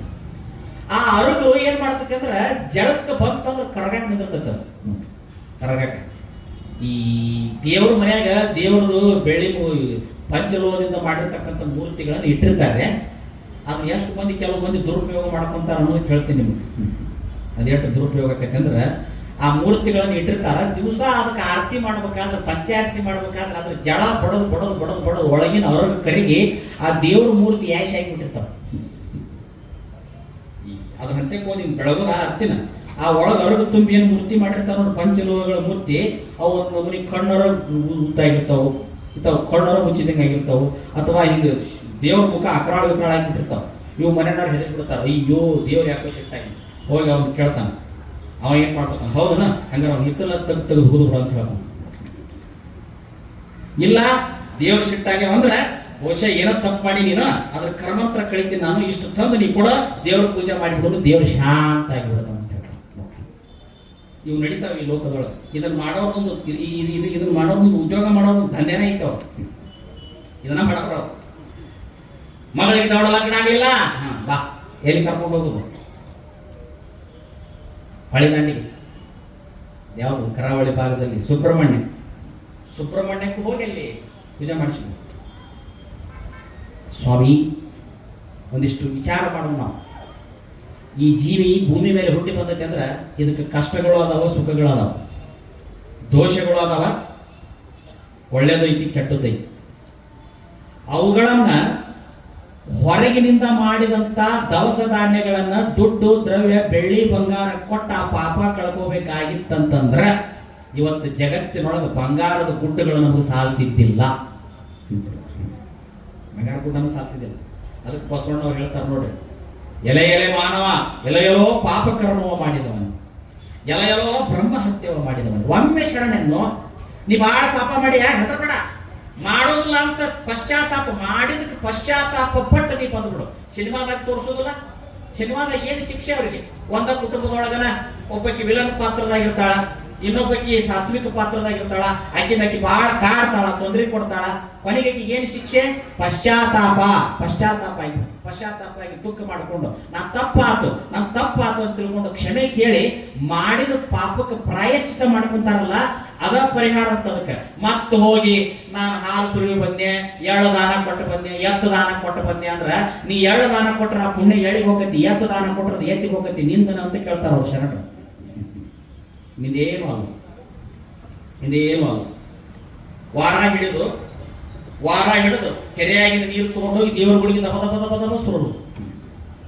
ಆ ಪುಣ್ಯ ಆ ಕೆರೆಗೆ ಹೋಗತ್ತೆ ಹೊರತು ನಿಮ್ಮ ಅಪ್ಪಗೆ ಬರೋದಿಲ್ಲ ಅಂತ ಹೇಳ್ತಾರ. ಯಾಕಂದ್ರೆ ನೀರು ಕೆರೆ ಕೊಟ್ಟತಿ. ಹೂ ತಗೊಂಡು ಬರೋದು ಮಂದಿ ಕಂಪೌಂಡ್ನಾಗಿನೂ ಇಲ್ಲ, ಹೊಲದಾಗ ಯಾರಾದ್ರೂ ಹೊಲದಾಗ ಬೆಳೆದು ಹೂ ತಗೊಂಡು ಬಂದು ನಾನು ದೇವ್ರಿಗೆ 101 ಹೂ ಏರಿಸಿನ ಅನ್ನೋದು ಆ ಪುಣ್ಯ ಹೂವಿಗೆ ಹೋಗತ್ತೆ ಹೊರತು ನಿನಗೆ ಬರೋದಿಲ್ಲ. ಆ ಪುಣ್ಯ ಜಗ್ ಎಡಿ ಮಾಡಿ ದೇವ್ರಿಗೆ ಹಿಡಿದು ಆ ಮಾಡಿರ್ತಕ್ಕಂಥ ಎಡಿ ಪುಣ್ಯ ಅದು ಯಾವ ಅಡಿಗೆ ತಾ ಮಾಡಿರ್ತಿ ಆ ದವಸ ಧಾನ್ಯಗಳಿಗೆ ಹೋಗತ್ತೆ ಹೊರತು ನಿನಗೆ ಬರೋದಿಲ್ಲ. ಮತ್ ನಿನಗೆ ಬರೋದು ಯಾವಾಗಂದ್ರ ನಿನ್ನ ಮನಸ್ಸನ್ನ ಶುದ್ಧವಾಗಿ ನಿರ್ಮಲವಾಗಿ, ನಿನ್ನ ತನುವನ್ನ ಶುದ್ಧವಾಗಿ ನಿರ್ಮಲವಾಗಿ, ನಿನ್ನ ಬುದ್ಧಿಯನ್ನ ಶುದ್ಧವಾಗಿ ನಿರ್ಮಲವಾಗಿ, ಏನನ್ನೂ ಮನಸ್ಸಿನ ಕಲ್ಮಶ ಇಟ್ಟುಕೊಳ್ಳೋದಂಗ ನಿನ್ನನ್ನ ನೀನು ಸಮರ್ಪಣೆ ಮಾಡಿಕೊಂಡೆ ಅಂದ್ರೆ ಅದು ದೇವರಿಗೆ ಕೊಡುತ್ತದೆ ಅಂತ ಹೇಳ್ತಾರೆ. ಜ್ಞಾನಪೂರ್ಣ ಜಾಗಂ ಜ್ಯೋತಿ, ನಿರ್ಮಲವಾದ ಮನವೇ ಕರ್ಪೂರದ ಆರತಿ. ಯಾಕ್ರಿ ಅವನ್ಯಾಕೆ ಕೊಡಬಾರದು? ನಾವು ಉಪ್ಪು ಅವನ ಕೊಟ್ಟಾನಂತ ಅವನು ಸೃಷ್ಟಿ ಮಾಡಿರಪ್ಪ. ನಿಮ್ಮ ಅಂಗೈಯಾಗ ಒಂದಿಷ್ಟು ಜ್ವಾಳ ಗೋಧಿ ನೋಡ್ತೀನಿ, ಸೃಷ್ಟಿ ಮಾಡಿ ನಿಮ್ಮ ಅಂಗೈ ಒಳಗೆ ಸೃಷ್ಟಿ ಮಾಡಿ. ಇಲ್ಲ, ಮಾಡಕ್ ಬರೋದಿಲ್ಲ. ಭಾಳ ಮಂದಿ ಕಣಕಟ್ಟು ವಿದ್ಯೆ ಮಾಡ್ತಿರ್ತಾರ, ನೋಡ್ತಿರ್ಬೇಕು. ಕಣಕಟ್ಟು ವಿದ್ಯೆ ಮಾಡ್ತಿರ್ತಾರ, ಬಾಯಾಗಿಂದ ಗುಂಡು ತೆಗೆದು ಕೊಡ್ತಿರ್ತಾರ, ಕೈಯಾಗಿಂದ ಚೋಳ ತೆಗೆದು ಕೊಡ್ತಿರ್ತಾರ, ಇಷ್ಟಿಷ್ಟ ರೊಕ್ಕದ ನೋಟು ಬೀಳುವಾಗ ಮಾಡ್ತಿರ್ತಾರ. ಖರೆ ಅನ್ನೋದು ಇಟ್ಟೆಲ್ಲ ಮಾಡಿ ಕೊನೆಗೆ ಬಂದು ಮತ್ತೆ ನಿಮ್ಮ ಅಂತಕ್ಕನ ಇಟ್ಟೋ ತನಕ ನೋಡಿರಿ ಕರೆ ಹೋಗ ರೊಕ್ಕ ಕೊಡ್ರಿ ಅಂತಾರ. ಮತ್ತೆ ಇವತ್ತನ ಮಾಡಿದ್ದವರು ಸುಳ್ಳು ಅಂತ. ಅವ್ರ ಕೈಯಿಂದ ರೊಕ್ಕ ಬಹಳ ಬಿತ್ತು, ಆದ್ರೆ ಮತ್ತೆ ಇಸುಮಾಟಕ್ಕೆ ಯಾರ ಕಡೆಯಿಂದ? ನಿಮ್ಮ ಕಡೆಯಿಂದ. ಅಂದ್ರೆ ಅವ್ರು ಮಾಡಿರೋ ರೊಕ್ಕ ಖರೆ ಅಲ್ಲ ಅಂತವು. ವಿದ್ಯೆಗಳು ಸಾಕಷ್ಟು ಅದಾವು. ಕಣಕಟ್ಟು ವಿದ್ಯೆ ಮಾಡಬಹುದು, ನಾವು ಜಾಬು ಮಾಡಬಹುದು, ನಾವು ಏನೆಲ್ಲ ಮಾಡಬಹುದು. ಆದ್ರೆ ಅವೆಲ್ಲ ವಿದ್ಯೆಗಳಾಗ್ತಾವ ಹೊರತು ನಾವೇನಾದ್ರೂ ಪರಮಾತ್ಮನ ಈ ಸೃಷ್ಟಿ ಒಳಗ ಇನ್ನೊಂದೇನಾದ್ರು ಸೃಷ್ಟಿ ಮಾಡೋ ಸಾಮರ್ಥ್ಯ ಐತೆ ನಮಗಿಲ್ಲ. ಗಾಳಿ ಪರಮಾತ್ಮನ ಅಧೀನ ಐತಿ, ಮಳಿ ಪರಮಾತ್ಮನ ಅಧೀನ ಐತಿ. ಎಳೆ ನಿಮ್ಮ ದಾನ ಅಂದಿವಿ, ಬೆಳೆ ನಿಮ್ಮ ದಾನ ಅಂದಿವಿ, ಸುಳಿದು ಸೂಸುವ ಗಾಳಿ ನಿಮ್ಮ ದಾನ ಅಂದಿವಿ, ಎತ್ತು ನಿಮ್ಮ ದಾನ ಅಂದಿವಿ, ಬಿತ್ತು ನಿಮ್ಮ ದಾನ ಅಂದಿವಿ, ಸಾಗರವೆಲ್ಲ ನಿಮ್ಮ ದಾನ ಅಂದಿವಿ. ಮತ್ತೆ ಇಷ್ಟೆಲ್ಲ ಮಾಡಿದ್ದವ 4 ಕಾಳು ಭೂಮಿಯಾಗ ಬಿತ್ತಿದ್ರ 4 ಬಗಸಿ ಕಾಳು ಕೊಡುವಂತ ಶಕ್ತಿ ಭೂಮಿಗೆ ಐತೆ ಹೊರತು ನಿನ್ನ ಅಂಗೈಗಿಲ್ಲ, ನಿನ್ನ ಅಂಗೈಗಿಲ್ಲ. ಅದಕ್ಕ ಅದನ್ನ ಹೇಳ್ತಾರಲ್ಲ, ಕೆರೆಯ ನೀರು ಕೆರೆಗೆ ಚೆಲ್ಲಿ ಹೊರ ಪಡೆದರು. ಈ ಭೂಮಿ ಮ್ಯಾಗಿನ ಪದಾರ್ಥಗಳನ್ನು ದೇವರಿಗೆ ಕೊಟ್ಟು ನೀವು ಹೊರ ಬೇಡ, ಅವುಗಳ ನಿನ್ನ ಅಂತ್ಯಕ್ಕೆ ಇದ್ರ ಅದನ್ನ ಕೊಡಬೇಕಾದ್ರೆ ಅದಕ್ಕೊಂದು ದಾರಿ ಹೇಳ್ತಾರ. ಯಾರ ಅಂತ್ಯಕ್ಕೆ ಇಲ್ಲ ನೋಡು ಅವ್ರಿಗೆ ಕೊಡು. ಯಾರ ನಿರ್ಗತಿಕರದಾರ ನೋಡು, ಯಾರ ಬಡವರದಾರ ನೋಡಿ ಹೇಳ್ತಾರ. ನಿಮ್ಮಲ್ಲಿ ಬಹಳ ಸೀರೆ ಅದಾವ ಅಂತ ತಿಳ್ಕೊಂಡು ಬಡ ಹೋದ್ ಬನ್ನಿ ಗಿಡಕ್ಕೆ ಸುತ್ತಬೇಡ, ಪ್ರಯೋಜನ ಇಲ್ಲ. ಬನ್ನಿ ಗಿಡಕ್ಕೆ ಸೀರೆ ಸುತ್ತಬೇಕನ್ನೋದು ಯಾವ ಶಾಸ್ತ್ರದಾಗೂ ಇಲ್ಲ. ಸುತ್ತಿದ್ರನ್ನ ನಿಮಗೆ ಪುಣ್ಯ ಬರ್ತೈತೆ ಅನ್ನೋದು ಯಾವ ಗ್ರಂಥದಾಗೂ ಇಲ್ಲ, ಯಾವ ಶಬ್ದದಾಗೂ ಇಲ್ಲ. ಹೇಳಿದವ್ರು ಯಾರೋ ಮೂರ್ಖರು ಹೇಳಿರ್ಬೇಕಿದ ಮನುಷ್ಯ. ಇಷ್ಟೇ ಅಧಿಕೃತ ಈ ಟಿವಿಯಾಗ ಅಡ್ವರ್ಟೈಸ್ಮೆಂಟ್ ಬರ್ತಾವ ನೋಡಿ, ಖರೆ ಒಂದು ಡಾಕ್ಟರ್ನ ಸುಳ್ಳು ಮಾಡಿಬಿಟ್ಟಿರ್ತಾವ. ಆ ಡಾಕ್ಟರ್ ಅಂತ ಹೋದ್ರೆ ಇಲ್ರಿ ಮೊಬೈಲ್ನಾಗ ಇಂತ ಅಡ್ವರ್ಟೈಸ್ ಬರ್ತೈತಿ, ಔಷಧ ಕೊಡ್ರು ಚಲೋ ಆಗ್ತೈತಿ ಅಂದ್ರೆ ಆ ಡಾಕ್ಟರ್ ಅಂದ್ರು ನಾವ 5 ವರ್ಷ MBBS ಓದಿ ಹುಚ್ಚರಾಗ್ಬಿಟ್ಟಿವ್ರಿ, ಮೊಬೈಲ್ನಾಗ ಕೊಟ್ಟು ಡಾಕ್ಟರ್ ಶಾಣ್ಯರಾಗ್ಬಿಟ್ಟಾರ ಅಂತ ಹೇಳಿ ಒಂದು ಪರಿಣಾಮ ಆಗೋದಿಲ್ಲ. ಮೊಬೈಲ್ಗಳಲ್ಲಿ ಅಡ್ವರ್ಟೈಸ್ಮೆಂಟ್ ಔಷಧ ಬರ್ತಾವ, ಒಂದು ಪರಿಣಾಮ ಆಗೋದಿಲ್ಲ. ಮತ್ತು ಯಾವಾಗ ಪರಿಣಾಮ ಆಗ್ಬೇಕಂದ್ರೆ ಯಾವ ಪರ್ಫೆಕ್ಟ್ ಕಲ್ತು ವೈದ್ಯ ಇರ್ತಾರ ಅವನ ಅಂತ್ಯಕ್ಕೆ ಹೋಗಿ ತೋರಿಸ್ಕೊಂಡು ಅವ ಹೇಳಿದ ರೀತಿ ಔಷಧ ತಗೊಂಡು ಪತ್ತೆ ಮಾಡಿದಾಗ ಅದು ಗುಣ ಆಕೈತೆ ಹೊರತು ಈ ಮೊಬೈಲ್ನಾಗ ಬರೋ ರೋಗಗಳನ್ನು ನೋಡಿ ನೋಡಿ ನೋಡಿ ನೋಡಿ ಮನೆಗೆ ತರಿಸ್ಕೊಂತಾರ. ಅವು ಒಂದು ಆಗುತ್ತೆ 9 ಆಗಿಬಿಡ್ತಾವ. ಅದ ಅಧಿಕೃತ ವಿದ್ಯಾವಂತ, ಅಧಿಕೃತ ತಿಳುವಳಿಕೆ ಉಳ್ಳಂತ ವೈದ್ಯರ ಕಡೆ ನಾವು ಟ್ರೀಟ್ಮೆಂಟ್ ತಗೊಂಡ್ರೆ ಅದು ನಿಜವಾಗಿಯೂ ಕೂಡ ಗುಣ ಆಗ್ತದೆ. ಹಂಗ ನಿಜವಾದ ಶಾಸ್ತ್ರಾಧ್ಯಯನ, ನಿಜವಾದ ಗ್ರಂಥಾಧ್ಯಯನ, ನಿಜವಾದ ಅನುಭವದ ಅಧ್ಯಯನ ಮಾಡಿರ್ತಕ್ಕಂಥವ್ರು ಹೇಳಿದ ಮಾತು ಸತ್ತಿರ್ತಾವ. ಸುಮ್ಮನ ಯಾರ್ಯಾರು ಏನೇನಾರು ಹೇಳ್ಬಿಡ್ತಾರೋ ಅದರಂಗ ಮಾಡಕ್ ಹೋಗ್ತಾವ. ಹೌದಾ? ಬನ್ನಿ ಗಿಡಕ್ಕೆ ಸೀರೆ ಉಡಿಸಿದಿ ಆತೇನು ಬಂತೇನು? ಸೀರೆ ಬನ್ನಿ ಗಿಡಕ್ಕೆ ದಾರ ಸುತ್ತಿದಿ ಬಂತೇನು? ಬನ್ನಿ ಗಿಡಕ್ಕೆ ಸೀರೆ ಉಡಿಸಿ ಬನ್ನಿ ಗಿಡಕ್ಕೆ ದಾರ ಸುತ್ತಿ ಮಾಡಿದ್ರೆ ನೀವು ಚಲೋ ಇದ್ದ ಗಿಡ ಸಹಿತ ಹಾಳು ಮಾಡಿ ಒಣಗಾಕ್ ಹಚ್ಚಿದ. ಪಾಪ ತನ್ನ ಪಾಡಿಗೆ ತಾನು ಬೆಳೆದಿರ್ತದೆ ನೆಟ್ಟಗ. ಅದಕ್ಕೂ ಸುತ್ತಿ ಸುತ್ತಿ ಸುತ್ತಿ ಸುತ್ತಿ ಸುತ್ತಿ ನಿಮಗೆ ಉಡಿಸಬೇಕನ್ನೋ ಪ್ರೇಮ ಇದ್ರೆ ಒಬ್ಬ ಬಡವೆ ಹೆಣ್ಣುಮಗಳಿರ್ತಾಳೆ, ಆಕೆಗೆ ಉಡಿಸರಿ, ಅದು ನಿಜವಾಗಿಯೂ ಪರಮಾತ್ಮನಿಗೆ ಉಡಿಸಿದಷ್ಟು ಸಂತೋಷ. ಇದನ್ನು ಧರ್ಮ ಏನ್ ಹೇಳ್ತದೆ? ಇದನ್ನು ಹೇಳ್ತದೆ. ಹಾಲದಾವ, ಹಾಲಿದ್ರೆ ಕುಡಿರಿ, ಕುಡಿಸ್ರಿ, ರೋಗಿಗಳಿಗೆ ಕುಡಿಸ್ರಿ, ಮಕ್ಕಳಿಗೆ ಕುಡಿಸ್ರಿ, ರೋಗಿಗಳಿಗೆ ಕುಡಿಸ್ರಿ, ಮಕ್ಕಳಿಗೆ ಕುಡಿಸ್ರಿ. ನೀವು ಕುಡ್ರಿ. ನಮಗ್ ಮತ್ತೊಬ್ಬರಿಗೆ ಕುಡಿಸೋ ಗುಣಾನ ಇಲ್ಲ ಅಂದ್ರೆ ನೀವು ಕುಡಿದ್ಬಿಡ್ರಿ, ಏನು ಸಂತೋಷ. ನೀವು ಕುಡಿದ್ಬಿಡ್ರಿ. ಓದು ತಪ ತಪ ತಪ ತಪ ಓದು, ಅವನ ಪಾಲು ಅಣ್ಣನ ಪಾಲು ಅನ್ನೋದು, ಕೊನೆಗೆ ಮಣ್ಣು ಪಾಲು ನೀರ ಪಾಲು ಶಿವ ಹಾಕಿ ಸುರಿಯೋದು. ಮತ್ತೆ ಕೆಲವು ಕಳ್ಳರ ಮಕ್ಕಳು ಅದಕ್ಕೆ ಸಪೋರ್ಟ್ ಕೊಡೋ ಮಕ್ಕಳು ಅದಾರ. ಅದು ನಮ್ಮ ಸ್ವಾಮಿಗಳದ ಒಂದು ಗ್ಯಾಂಗೇ ಐತೆ ಕರ್ನಾಟಕದಾಗ. ಅವರು ಅದಾರ ಕಳ್ಳರು. ನಾನು ನಿಮ್ಗೆ ಹೇಳಿದ್ವಿ ಅಂದ್ರೆ ಮತ್ತೆ ಒಂದು ವೃತ್ತ ಬಂದು ಹೇಳ್ಬಿಡ್ತಾರೆ. ಮತ್ತೆ ನಿಮ್ಗೆ ತಿಳಿಯೋ ಹಾಕ್ಬೇಡ, ಯಾಕಂದ್ರೆ ನಿಮ್ಗೆ ಯಾವಾಗಲೂ ಹಳೆಯದಕ್ಕನ ಜೋತಿ ಬಿದ್ದು ಚಿಕ್ಕಾಬಡಿ ಬಂದೆ. ನೀವು ಸಿದ್ದಪ್ಪಸನ್ ಅಂತವ್ರು ಚಲೋ ಮಾತು ಹೇಳಿದ್ರೆ ಗೊತ್ತಾಗೋದಿಲ್ಲ. ಸಿದ್ದಪ್ಪಸನ್ ಅಂತಾವ ಶುದ್ಧ ಮನಸ್ಸಿನಿಂದ ಶಾಸ್ತ್ರ ಕೇಳಿ ಇದ್ದಲ್ಲಿ ಪುಣ್ಯ ಮಾಡಲಿ, ಶಿವ ಒಲಿತಾನಂದ್ರೆ ಗೊತ್ತಾಗಲಿಲ್ಲ ಅಂತ ನಾವು ಶ್ರೀಶೈಲಕ್ಕೆ ಹೋಗಿ ಬರ್ತೀವಿ ಅಂದ್ರೆ ಹೋಗಿ ಹೋಗ್ಬೇಕಲ್ಲ ಬಿದ್ದು ಸಾಯ ಅಂದ್ರೆ ನನಗೂ ಹಂಗಾಗಿ ಅವ್ರಿಗೂ ಹಂಗಾಗೈತಿ. ಸಿದ್ದಾರೂಢಗಾರ ಹಣೆ ಬಾರನು ಇದೆ, ಸಿದ್ದಪ್ಪಸಗಾರ ಹಣೆ ಬಾರನು ಇದೆ, ಬಸವಣ್ಣವ್ರಿಗಾದ ಹಣೆ ಬರೋನು ಇದೆ, ನಮ್ಮಂಥವ್ರಿಗಾದ ಹಣೆ ಬರೋನು ಇದೆ. ಹಾನಿ ಯಾರಿಗಾಗತ್ತೆ ಅಂದ್ರೆ ನಮಗೇನು ಆಗುದಿಲ್ಲ. ನಮಗೆ ಒಂದ ಹಾನಿ ಇಷ್ಟು ಹೇಳಿದ್ರೆ ಈ ಮಂದಿ ಬದಲಾಗಲಿಲ್ಲಪ್ಪ ಅನ್ನೋದು ಒಂದು ಮಾನಸಿಕ ದುಃಖ ನಮಗೆ ಆಗ್ಬೋದು ಹೊರತು ನಮಗೆ ಮತ್ತೊಂದು ಹಾನಿ ಇಲ್ಲ. ದೊಡ್ಡ ಹಾನಿ ಯಾರಿಗಾಕೈತೆ ಅಂದ್ರೆ ನಿಮಗಾಕೈತೆ, ಇಷ್ಟ ನಿಮಗಾಕೈತೆ ಹಾನಿ. ಅದಕ್ಕಾಗಿ ನಮ್ಮಲ್ಲಿ ಒಂದಿಷ್ಟು ವಿಚಾರಗಳು ಬರಬೇಕು, ನಮ್ಮಲ್ಲಿ ಒಂದಿಷ್ಟು ವಿಚಾರಗಳ ಸದ್ಗುಣಗಳು ಬರಬೇಕು. ಅಲ್ಲ ಸ್ವಾಮಿ, ಇವತ್ತು ನೀವು ಹಾಲನ್ನ ಅದಕ್ಕೆ ಹಾಕ್ತೀರಿ ಕರೆ, ಹಾಲನ್ನ ಹಾಕ್ತೀರಿ ಕರೆ, ಹಾಕುವಂತ ಹಾಲಿನೊಳಗೆ ಒಂದು ವೇಳೆ ಕರೆ ಬಂದ್ರೆ ಅದು ಬಂದ್ರೆ ಯಾಕೆ ಅದಕ್ಕೆ ಕುಡಿಸ್ಲಿಲ್ಲ ನೀವು, ಹೊಡೆದ್ರೆ ಯಾಕೆ ಅದನ್ನ ಪ್ರಶ್ನೆ ಮಾಡಿದ್ರು. ಇಲ್ಲಿ ಹಾಲು ಹಾಕಿದ್ರಿ, ಅದು ಬಂದ್ರೆ ಅದು ಏನು ಮಾಡ್ಲಿಲ್ಲ ಅಂದ್ರೂ ಚಿಮಣಿ ಎಣ್ಣೆ ಉಕ್ಕಿ ಹೊರಗೆ ತಂದು ಹೊಡೆದ್ರಲ್ಲಪ್ಪ ಅದನ್ನ, ಅದೇನ್ ಮಾಡಿತ್ತು? ನಿಮ್ಮ ಮನೆಯಾಗ ನೀವು ಅದಿರಿ, ಗುದ್ನ್ಯಾಗ ಆದೈತಿ, ಅದು ಗುದ್ನ್ಯಾಗಿದ್ರು ನಿಮ್ಗೆ ಸಮಾಧಾನ ಆಗಲಿಲ್ಲ, ಅದು ಮತ್ತೆ ಕಡದು ಗಿಡದಿತ್ತು ಅಂತ ಹೊರಗೆ ತಂದು ಹೊಡೆದ್ರಿ. ಮತ್ತು ಹುಣಿನ ಮತ್ತೆ ಪಂಚಮಿ ಮತ್ತಂದ್ರೆ ಏನ್ ನೋಡ್ಬೇಕು, ಅವನ ಪಾಲ್ ಅಪ್ಪನ ಪಾಲ್ ಅಣ್ಣನ ಪಾಲ್ ಕೊನೆಗೆಲ್ಲ ಮಣ್ಣು ಪಾಲ್, ಕೊನೆಗೆಲ್ಲ ಇಂಥ ತತ್ವದ ಮಾತುಗಳನ್ನ ಹೇಳಿದಂಥವ್ರ ಮಾತುಗಳನ್ನು ವಿರೋಧ ಮಾಡ್ತೀರಿ. ಈಗ ಬರ್ತದೆ ನೋಡ್ರಿ, ನಾಳೆ ಹೋಳಿ ಹುಣ್ಣಿಮೆ ಕಮಲನ್ನು ಸುಡೋದು. ಎಷ್ಟು ಕಟ್ಟಿಗೆ ಸುಡ್ತಾರ ಅಂತಂದ್ರೆ ಇಡೀ ದೇಶದೊಳಗೆ ಲಕ್ಷಾಂತರ ಟನ್ ಕಟ್ಟಿಗೆ. ಆ ಉಷ್ಟು ಕಟ್ಟಿಗೆಗಳನ್ನ ನಾವು ಒಂದು ವೇಳೆ ಸಂಗ್ರಹ ಮಾಡಿ ಇಟ್ಟು ಬಿಟ್ರೆ ಒಂದು ವರ್ಷ ಹೋಳಿ ಹುಣ್ಣಿಮೆ ಸುಡುವ ಕಟ್ಟಿಗೆನ ನೇಮಕ್ಕೆ 2 ಕಟ್ಟಿಗೆ ಸುಟ್ಟು ಉಳಿದು ಇಟ್ಟು ಬಿಟ್ರೆ 25 ವರ್ಷಗಳ ಕಾಲ ನಾವು ಯಾವೊಂದು ಗಿಡನೂ ಕಡಿಯುವಂತ ಅವಶ್ಯಕತೆ ಇಲ್ಲ ಅಂತ, ಅಷ್ಟು ಉಪಯೋಗ ಆಕೈತೆ ಕಟ್ಟಿಗೆ. ಆಮೇಲೆ ವಿವೇಕಿ ಸ್ವಾಮಿ ಅದ, ಅವ್ ಹೆಂಗ್ ಹೇಳ್ತಾನಂದ್ರೆ ಮತ್ತೆ ನಾವು ಸಾವಯವ ಕೃಷಿ ಮಾಡಿದ್ರೆ ಪುಣ್ಯಾತ್ಮ. ಅವ ಏನು ಉಲ್ಟಾ ಭಾಷಣ ಮಾಡ್ತಾನಂದ್ರೆ, ಏಳು ಸುಡ್ತಿದ್ದ ಹೋಳಿ ಹುಣ್ಣಿಮೆಗೆ ನಮ್ಮ ಹುಡುಗರು ಹೊಯ್ಕೊಂಡು ಒಂದಿಷ್ಟು ಕಟ್ಟಿಗೆ ಸುಡ್ತಾರಂತ ಅದನ್ನ ಇವರು ಟಿಂಗಲ್ ಮಾಡ್ತಾರೆ ಸ್ವಾಮಿಗಳ ಹತ್ರ. ಸ್ವಾಮಿ ನಾ ಹೇಳೋದಿಲ್ಲ, ಇದನ್ನ ವಿಜ್ಞಾನ ಹೇಳ್ತೈತಿ. ಒಂದು ವರ್ಷ ಕಾಮಣ್ಣಗೆ ಸುಡುವಂತ ಕಟ್ಟಿಗೆನ ಅಕಸ್ಮಾತ್ ಅವನು ಕೂಡಿಟ್ಟು ದೊಡ್ಡ ದೊಡ್ಡ ಮಠಗಳಲ್ಲಿ ನಡೆಯುವಂತ ದಾಸೋಹಕ್ಕ, ದೊಡ್ಡ ದೊಡ್ಡ ಮಠಗಳಲ್ಲಿ ನಡೆಯುವಂತ ದಾಸೋಹಕ್ಕ ದೊಡ್ಡ ದೊಡ್ಡ ಜಾಗಕ್ಕೆ ಅವನು ಕೊಟ್ಟ 25 ವರ್ಷ ಒಂದು ಗಿಡನೂ ಕಡಿದು ಬೇಡತ್ತ. ಮತ್ತೆ ಗಿಡನ ಕಡಿಲಿಲ್ಲ ಅಂದ್ರೆ ಕಾಲಕ್ಕೆ ತಕ್ಕಂಗ ಮಳಿ ತಾನೇ ಆಗಿಬಿಡ್ತಂತೆ. ಇನ್ನೇನು ಅದಕ್ಕೆ ಅವಶ್ಯಕತೆ, ಕತ್ತಿ ಮದುವೆನೂ ಮಾಡೋದಬೇಕಾಗಿಲ್ಲ, ಕಪ್ಪಿ ಲಗ್ನ ಮಾಡೋದಬೇಕಾಗಿಲ್ಲ, ಮಳಿ ತಾನೇ ಆಗತ್ತೆ, ತಾನೇ ಆಗಿಬಿಡ್ತೈತಿ. ಮಳಿ ಹೋತಂತ ಕಪ್ಪಿ ಲಗ್ನ ಮಾಡೋದು, ಮಳಿ ಹೋತಂತ ಕತ್ತಿ ಮದುವೆ ಮಾಡೋದು. ಕತ್ತಿ ಮದುವೆ ಮಾಡಿದ್ರೆ ಏನು ಆಕಾಶಕ್ಕೆ ಗೊತ್ತಾಕತಿ, ಕತ್ತಿ ಮದುವೆ ಮಾಡ್ರೆ ಮಳಿ ಸುರಿಬೇಕಾಗತ್ತೆ, ಅದಕ್ಕೆ ಒಂದಾಗ ಗೊತ್ತಾಕತಿ. ಅರಣ್ಯ ಕರೆಕ್ಟ್ ಇತ್ತು, ಗಿಡಗಳ ಭೂಮಿ ಮೇಲೆ ಇದ್ದವು, ತಂಪು ಹೆಚ್ಚಿತ್ತು, ಮೋಡಗಳನ್ನ ಜಗತೈತಿ, ಮಳಿ ಸೋರಿಸ್ತೈತಿ. ಇದು ವಿಜ್ಞಾನ, ಇದು ವಿಜ್ಞಾನ. ಇದ್ರ ಬಿಡ್ತಾವ, ಮಳಿ ಹೋತಂತ ಕಪ್ಪಿ ಲಗ್ನ ಮಾಡೋದು, ಮಳಿ ಹೋತಂತ ಕತ್ತಿ ಮದುವೆ ಮಾಡಿಬಿಡೋದು. ಅಂದ್ರೆ ಈ ವೈಚಾರಿಕ ಮಾರ್ಗವನ್ನ ಯಾರು ದೊಡ್ಡ ದೊಡ್ಡವರು ಹೇಳಿದ್ರು, ಇವುಗಳನ್ನ ಟಿಂಗಲ್ ಮಾಡಿ, ಇವುಗಳನ್ನ ತುಳಿದು, ಇವುಗಳನ್ನ ಸುಳ್ಳಂತ ಹೇಳಿ ಈ ಇಂಥವ್ರ ಮೇಲೆ ಗದಪ್ರಹಾರ ಮಾಡುವಂತವ್ರ ಸಂಖ್ಯೆ ಕರ್ನಾಟಕದಲ್ಲಿ 100 ಅಲ್ಲ 1000 ಸಂಖ್ಯೆಯಲ್ಲಿ ಬೆಳಕತ್ತೈತಿ. ಬಳ್ಳ ಗುರುಡರು ಕೂಡಿ ಹಳ್ಳವನ್ನು ಬಿತ್ತಂತೆ, ಒಳ್ಳೆ ಗುರುವಿನ ಉಪದೇಶವಿಲ್ಲದರೆ ಎಂದಿಗೆ ಮುಕ್ತಿ ದೊರಕಬಹುದು. ಯಪ್ಪ, ಮೊದಲ ಈ ಜನ ಬುದ್ಧಿಗೇಡಿಗಳು, ಮತ್ತಿನ್ನು ಗುರುಗಳು ಅವರ ಆಗಿಬಿಟ್ರೆ ಇನ್ಯಾವಾಗ ಈ ಲೋಕಕ್ಕೆ ಮುಕ್ತಿ ಐತಿ? ಚನ್ನಬಸವಣ್ಣನ ಬರ್ಬೇಕಿದ್ದು ಇವರು ಸುದ್ದ ಮಾಡಕ್ಕೆ ಮನುಷ್ಯರ ಕಡೆಯಿಂದ ಸಾಧ್ಯ. ಅಷ್ಟರ ಮಟ್ಟಿಗೆ ಈ ಲೋಕವನ್ನು ಕೆಡಿಸಿಬಿಡ್ತಾರೆ. ಎಲ್ಲಂತ ಜನರ ತಲೆ ಕಸ ತುಂಬೋದು. ಇರೋದ ಒಂದು 70-80 ವರ್ಷ ಬದುಕ್ತಾವ, ಇರೋದ ಒಂದು 70-75 ವರ್ಷ ಬದುಕ್ತಾವ. ಅದು ಗ್ಯಾರಂಟಿ ಕಾರ್ಡ ಇಲ್ಲ. ಮತ್ತೆ ವೋಟಿಂಗ್ ಕಾರ್ಡ್ ಅದಾವ, ರೇಷನ್ ಕಾರ್ಡ್ ಅದಾವ, ಆಧಾರ್ ಕಾರ್ಡ್ ಅದಾವ, ಮತ್ತ ಮನಿ ಉತ್ತಾರ ಅದಾವ, ಹೊಲದ ಉತ್ತಾರ ಅದಾವ, ಎಲ್ಲ ಉತ್ತಾರ ಅದಾವ, ಎಲ್ಲ ಕಾರ್ಡ್ ಅದಾವ.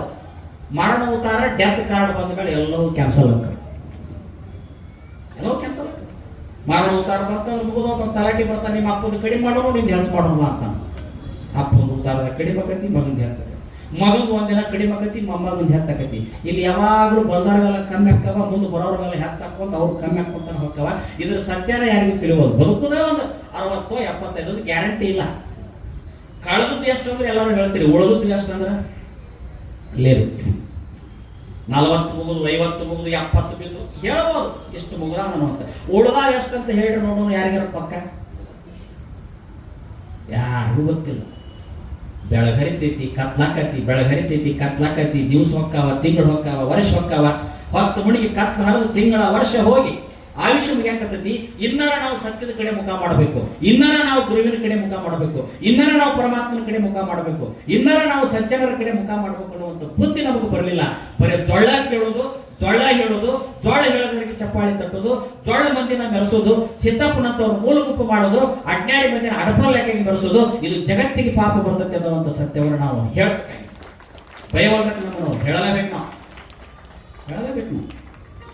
ನಾವು ಅವನ ಪಾದದಾಗಿರೋ ಕೈಲಾಸ ಇನ್ನೆಲ್ಲೈತಿ ಕೈಲಾಸ ಹುಡುಗನ ಕೈಲಾಸ. ಸತ್ಯರ ನಡೆ ತೀರ್ಥ, ಸತ್ಯರ ನುಡಿ ತೀರ್ಥ, ಹರಿವ ನೀರದು ಎತ್ತಣದ ತೀರ್ಥ ಸರ್ವಜ್ಞ. ಹರಿ ನೀರದು ಎಲ್ಲಿಂದ ತೀರ್ಥಕತೆ ಮಾಡ ಎಲ್ಲಿಂದ ತೋತ? ಸ್ವಾಮೀಜಿ ಅಂದರೆ ಒಳ್ಳೆ ನೀವು ಮಾಡಬಾರ್ದು, ಮಾಡ್ರಿ. ನೀವು ಕ್ಯಾಡ್ ಕಟ್ಟಿಗೆ ಸುಡ್ರಿ, ಏನ್ ನೋಡ್ಬೇಕು ಪಾಪ ಮಂದಿ ಮಣಿವೆ ಆಗಿರೋ ಕಟ್ಟಿಗೆ ಮಂದಿ ಹಿತ್ತದಾಗ ತೋಡು ಹೊಯ್ಕೊಂಡು ತೋಡು ಜಕ್ಕಟ್ಟು ಒಟ್ಟಿಬಿಡು. ಆ ಬೆಂಕಿ ಹಚ್ಚಿದ್ರಂದ್ರ ಆ ಕಟ್ಟಿಗೆ ಅಡ್ಡ ಸುಟ್ಟಿರೋದಿಲ್ಲ, ಅಕ್ಕಪಕ್ಕ ಯಾರು ಮನೆ ಇದ್ರೆ ಅವು ಸುಟ್ಟೋಗಿರ್ತಾವ. ಅಲ್ಲಿ ಸುಟ್ರಿ ಬಾ, ಮತ್ತೆ ನಿಮ್ಮ ಮನಸ್ಸಿನೊಳಗಿನ ಕಾಮ ಯಾಕೆ ಸುಡಕ್ಕಾಗಿಲ್ಲ ನೀವು? ಇನ್ನೂ ದೇಶದೊಳಗೆ ಅತ್ಯಾಚಾರ ಕೇಸುಗಳು ದಿನ ಆಗತ್ತಾವ. ವರ್ಷ ಕಾಮಣ್ಣನ್ನು ಸುಡತ್ತಿವೆ, ಮತ್ತು ದಿವಸ ಕೇಸ್ ಆಗತ್ತಾವ. ಇಷ್ಟು ವಿಜ್ಞಾನ ಮುಂದುವರೆದ್ರು ಕೂಡ ಇನ್ನೂ ಯಾವ್ದು ಹೆಣ್ಮಕ್ಳು ಧೈರ್ಯದಿಂದ ಅಡ್ಡಾಡುವಂತ ಕೆಟ್ಟ ಪರಿಸ್ಥಿತಿ, ಚಲೋ ಪರಿಸ್ಥಿತಿ ನಮ್ಮ ದೇಶದಾಗಿಲ್ಲ. ಮತ್ತೆ ಎಲ್ಲಿ ಕಾಮನು ಸುಟ್ರಿ? ಕಾಮನ್ನ ಹಳ್ಯಾಗ ಮಾಡಿ ಸುಟ್ಟಂಗ ನಾವ ಕಾಮನ್ನು ಸುಡಬೇಕಾದ ದಾರಿ ಅಲ್ಲಿಲ್ಲ. ಇಂಥ ಶರಣರ ಸಂಘದಲ್ಲಿ ಕೂತ ಅನುಭವದಿಂದ ಕಾಮನ್ನು ಸುಟ್ಟಾಗ ಕಾಮ ತಣ್ಣಗಕ್ಕ, ಅಲ್ಲಿ ಹೋಗಿ ಬೆಂಕಿ ಹಚ್ಚಿ ತಣ್ಣಗಾಗುದಿಲ್ಲ. ಇಂಥ ಮಹಾತ್ಮರ ಸಂಘದಲ್ಲಿ ಇದ್ದು ಮನಸ್ಸಿಗೆ ಒಳ್ಳೆಯ ಹಿತವಾದ ಮಾತುಗಳು ಬಂದಾಗ ಒಳಗೆ ಕ್ರೋಧ ಸುಟ್ಟೋಗತ್ತೆ ಅಂತ, ಲೋಭ ಸುಟ್ಟೋಗತ್ತೆ ಅಂತ, ಮೋಹ ಸುಟ್ಟೋಗತ್ತೆ ಅಂತ, ಮದ ಸುಟ್ಟೋಗತ್ತೆ ಅಂತ, ಮತ್ಸರ ಸುಟ್ಟೋಗತ್ತೆ ಅಂತ. ಹೆಂಗ ಮಳೆ ಆದಾಗ ಭೂಮಿ ತಂಪಾಕತಿ, ಹಂಗ ಅಧ್ಯಾತ್ಮದ ಮಳೆ ನಿನ್ನ ಮನಸ್ಸಿಗಾದಾಗ ನಿನ್ನ ಹೃದಯ ತಂಪಾಕತಿ. ತಂಪಾದ ನೆಲದಾಗ, ಹಸಿಯಾದ ನೆಲದಾಗ ಪೀಕ್ ಬರ್ತತಿ. ತಂಪಾದ ಹೃದಯದೊಳಗೆ ಪರಮಾತ್ಮನ ಜ್ಯೋತಿ ಬೆಳಗ್ತದೆ ಅಂತ ಹೇಳ್ತಾರೆ. ಇದನ್ನು ನಾವು ಇವತ್ತು ಜನಗಳಿಗೆ ಹೇಳೋದರಲ್ಲಿ ಅಸಮರ್ಥರಾಗಿದ್ದೇವೆ. ಇದನ್ನು ನಾವು ಹೇಳೋದರಲ್ಲಿ ಅಸಮರ್ಥರಾಗಿದ್ದೇವೆ. ಬರೀ ಮೌಢ್ಯ ಸಂಪ್ರದಾಯ. ನಮ್ಮ ಪಕ್ಕದಲ್ಲಿ ಒಬ್ರು ನೋಡ್ಬೇಕಲ್ಲಿ, ಅಲ್ಲಿ ಅಲ್ಲಿ ಅಲ್ಲಿ ಅಲ್ಲಿ ಆ ಗುಡಿಯ ಪಕ್ಕದಲ್ಲಿ ಭಿಕ್ಷಕರು ಕುಂತಿರ್ತಾರೆ. ಅವ್ರು ಯಾರು ನೋಡುದಿಲ್ಲ. ಬಂದು ದೇವರಿಗೆ ಹಿಂಗ ಹಿಂಗ ಮಾಡಿದ್ದ ಹಿಂದಕ್ಕೆ ಸರಿ ಅಂತೇಳಿ ಅವ್ನು ಹಿಂದ ಸರಿಸಿದ್ದ ಏನ್ ಮಾಡುತ್ತ. ಅದಕ್ಕೂ ಒಬ್ರು ಒಂದು ವಾದ ಮಾಡಿದ್ರು. ದೇವರ ಮುಂದ ಎಡಿ ಹಾಕೋದ್ರಿಂದ, ದೇವರ ಮುಂದೆ ಸಕ್ಕರೆ ಪಕ್ರಿ ಹಾಕೋದ್ರಿಂದ ಇರುವೆಗಳು ಬಂದು ತಿಂದು ಹೊಕ್ಕಾವ. ಹಾಕ್ರಿ, ನಿಮ್ಮನ್ನ ಯಾರು ಬೇಡ ಅನ್ನೋದಿಲ್ಲ. ಇರುವೆ ತಿಂತಾವ, ಹುಳ ಬಂದು ತಿಂತಾವ, ಅದಕ್ಕೂ ಒಂದಿಟ್ಟು ಹಾಕಿ ಬೇಡ ಅನ್ನಂಗಿಲ್ಲ. ಹಂಗಂತೇಳಿ ಅದಕ್ಕೂ ಒಂದಿಟ್ಟು ಹಾಕಿ ಮಗಳು ಕೂತವ್ರಿಗೆ ಕೊಡಲಾರದಂಗ, ಸರಿ ದೇವರಿಗೆ ಎಡಿ ಯಾಕಂತೇನೆ ಅಂತೇಳಿ ಕೊಡಲಾರದಂಗ ಉಂಬ ಜಂಗಮ ಬಂದರೆ ನಡೆ ಎಂದು ಉಣಲಾರದ ದೇವರಿಗೆ ಎಡಿ ಹಿಡಿ ಅನ್ನುವಂಥ ಸಿದ್ಧಾಂತ ಎಲ್ಲೈತಿ? ಯಾವ ಧರ್ಮದಲ್ಲಿ ಐತಿ? ಅಂತ ಧರ್ಮ ಇದ್ರೆ ನಮ್ಗೆ ಧರ್ಮನ ಬೇಡ ಅಂತ ಹೇಳ್ತಾರೆ. ಧರ್ಮವೆಂದರೆ ಕೂಡಿ ಉಣ್ಣೋದು, ಧರ್ಮವೆಂದರೆ ಕೂಡಿ ಬದುಕೋದು, ಧರ್ಮವೆಂದರೆ ನಮ್ಮ ಒಳಗಿನ ಅಹಂಕಾರವನ್ನು ಕಳ್ಕೊಳ್ಳೋದು. ನಾ ಸಣ್ಣವಪ್ಪ, ಪರಮಾತ್ಮ ದೊಡ್ಡವಪ್ಪ ಅಂತ ವಿನಯದಿಂದ ಬದುಕೋದು, ಇದು ಧರ್ಮ. ಧರ್ಮ ಅಂದ್ರೆ ನಮ್ಮ ಮತ್ತೆ ಬಾಳ ಇದ್ದದನ್ನ ಇಲ್ಲದವ್ರಿಗೆ ಕೊಟ್ಟು, ನಾ ಅದಿನಪ್ಪ, ನನಗೆ ದೇವರ ಅನುಕೂಲ ಕೊಟ್ಟಾನ, ನಿನಗೂ ಅನುಕೂಲ ಕೊಟ್ಟಾಗ ನೀ ಮಾಡ ಅಂತೇಳಿ ಅವರಿಗೂ ಸಹಾಯ ಮಾಡೋದು, ಧರ್ಮ ಅಂತ ಹೇಳ್ತೈತಿ. ಧರ್ಮದ ವ್ಯಾಖ್ಯಾನ ತಪ್ಪು ತಿಳ್ಕೊಂಡನು. ಬೌದ್ಧ ಧರ್ಮ ಅಂದ್ವಿ, ಸನಾತನ ಧರ್ಮ ಅಂದ್ವಿ, ಹಿಂದೂ ಧರ್ಮ ಅಂದ್ವಿ. ಅವುಗಳ ಸಲುವಾಗಿ ಯುವಕರು ತಲೆಯಾಗಿ ಇಲ್ಲ ಬಾರದ ತಲೆಯಾಗಿ ತುರುಕಿ ಅವ್ರ ಕೈಯಾಗ ಕ್ಯಾಪು ಧ್ವಜ ಕೊಟ್ಟು ಅವ್ರ ಹಗಲತ್ತ ಹೊಯ್ಕೊಳಕ್ ಹಚ್ಚಿದ್ವಿ. ಅವು ಹೋಗಿ ಹೇಳೋರ್ ಮಕ್ಕಳೆಲ್ಲ ಅಮೆರಿಕದಾಗ ಸಾಲಿ ಕಲ್ತು ಡಾಕ್ಟರ್ ಇಂಜಿನಿಯರ್ ಆದು. ಇವ್ರ ಮಾತು ಕೇಳಿದ ಮಕ್ಕಳೆಲ್ಲ ಉಣಕಲ್ ಬೀದಿಯಾಗ ಉಳಿಯಾಡಿ ಸೆಟ್ಯಾಕತ್ತು. ಇವ್ಕೆ ಯಾರು ಕರೆದು ಮಾತಾಡಿಸೋರಿಲ್ಲ. ಇದನ್ನ ಯಾರು ಮಾಡ್ತಾನಂದ್ರೆ ನಮ್ಮಂತ ಕೆಲವು ಕ್ಯಾಮಿ ಕೊಟ್ಟು ಲೋಫರ್ಸ್ ಮಕ್ಕಳು ಸ್ವಾಮಿಗಳು ಮಾಡ್ತಾರೆ ಕೆಲಸ. ಇವರನ್ನ ಮಟ್ಟ ಹಾಕ್ಬೇಕು. ಅವ ಬೆಕ್ಕಾದ ಗುರು ಇರ್ಲಿ, ಜಗದ್ಗುರು ಇರ್ಲಿ, ಮಗನ ಕರೆ ಹೇಳಿದ್ರ ಜಗದ ಕುಂದ್ರು ಇಲ್ಲಿ ಕೆಳಗಿಳದವ ಅನ್ನುವಂತ ಜನಗಳು ಭಕ್ತರು. ಶತಪ್ಪ ಸಂಗೀತ ಯಾರ ದೊಡ್ಡ ಚಲೋ ಜರ್ತಾರೆ, ರುಮಾಲ ಜರ್ತಾರೆ, ಪೀಠ ಹಚ್ಕೊಂಡು ಹೋ ಪರಾಕ್ ಅಂತ ಬಂದ್ರಲ್ಲೇ ಕಟ್ಟದ ಹೇಳಲೇ ಮಿಂಡ್ರಿ ಮಗನ ಅಂತ ಸಿದ್ದಪ್ಪ ಇಲ್ಲದ ಯಾಕೆ ಮಾಡ್ತೀನಿ ಅಂತವನು ಸುಡಗಾಡದಾಗ ಕುಂದ್ರಿಸಿ. ಸಿದ್ದಪ್ಪನಂತವ್ರಿಗೆ ಸುಡಗಾಡ ಗತಿ ಆಯ್ತು. ಊರ್ ಬಿಟ್ಟು ಬೇರೆ ಮಕ್ಕಳನ್ನೆಲ್ಲ ನಡು ಊರಾಗ ಮಠ ಕಟ್ಟಿ ಬೆರೆಸಿದ್ವಿ. ನಾವು ಭಕ್ತರು ಮಾಡಿದ ತಪ್ಪು ಒಂದಲ್ಲ ಎರಡಲ್ಲ, ಭಾಳ ತಪ್ಪು ಮಾಡಿದ್ವಿ. ನಾವು ಮಾಡಿದ ತಪ್ಪುಗಳೇ ಇವತ್ತು ನಮಗೆ ಮಾರಾಗಿ ಕಾಣುತ್ತೆ. ನಮಗ ಸತ್ಯವಂತರ ಸಂಘ ಬೇಡಾಗಿತ್ತು, ನಮಗ ಸುಳ್ಳು ಹೇಳೋರ ಬೇಕಾಗಿತ್ತು ನಮಗೆ. ಇವತ್ತಿನ ದಿನಮಾನದಾಗಂಕರು ದಿನ ಒಬ್ಬೊಬ್ಬ ಸ್ವಾಮಿ ಹುಟ್ಟುತ್ತಾನ, ನಾಯಿ ಕೊಡಿ ಹುಟ್ಟಿದಾಗ ಹುಟ್ಟುತ್ತಾನ. ಹುಟ್ಟಿಸೋರು ಯಾರು? ಭಕ್ತರ ಹುಟ್ಟಿಸ್ತಾರ.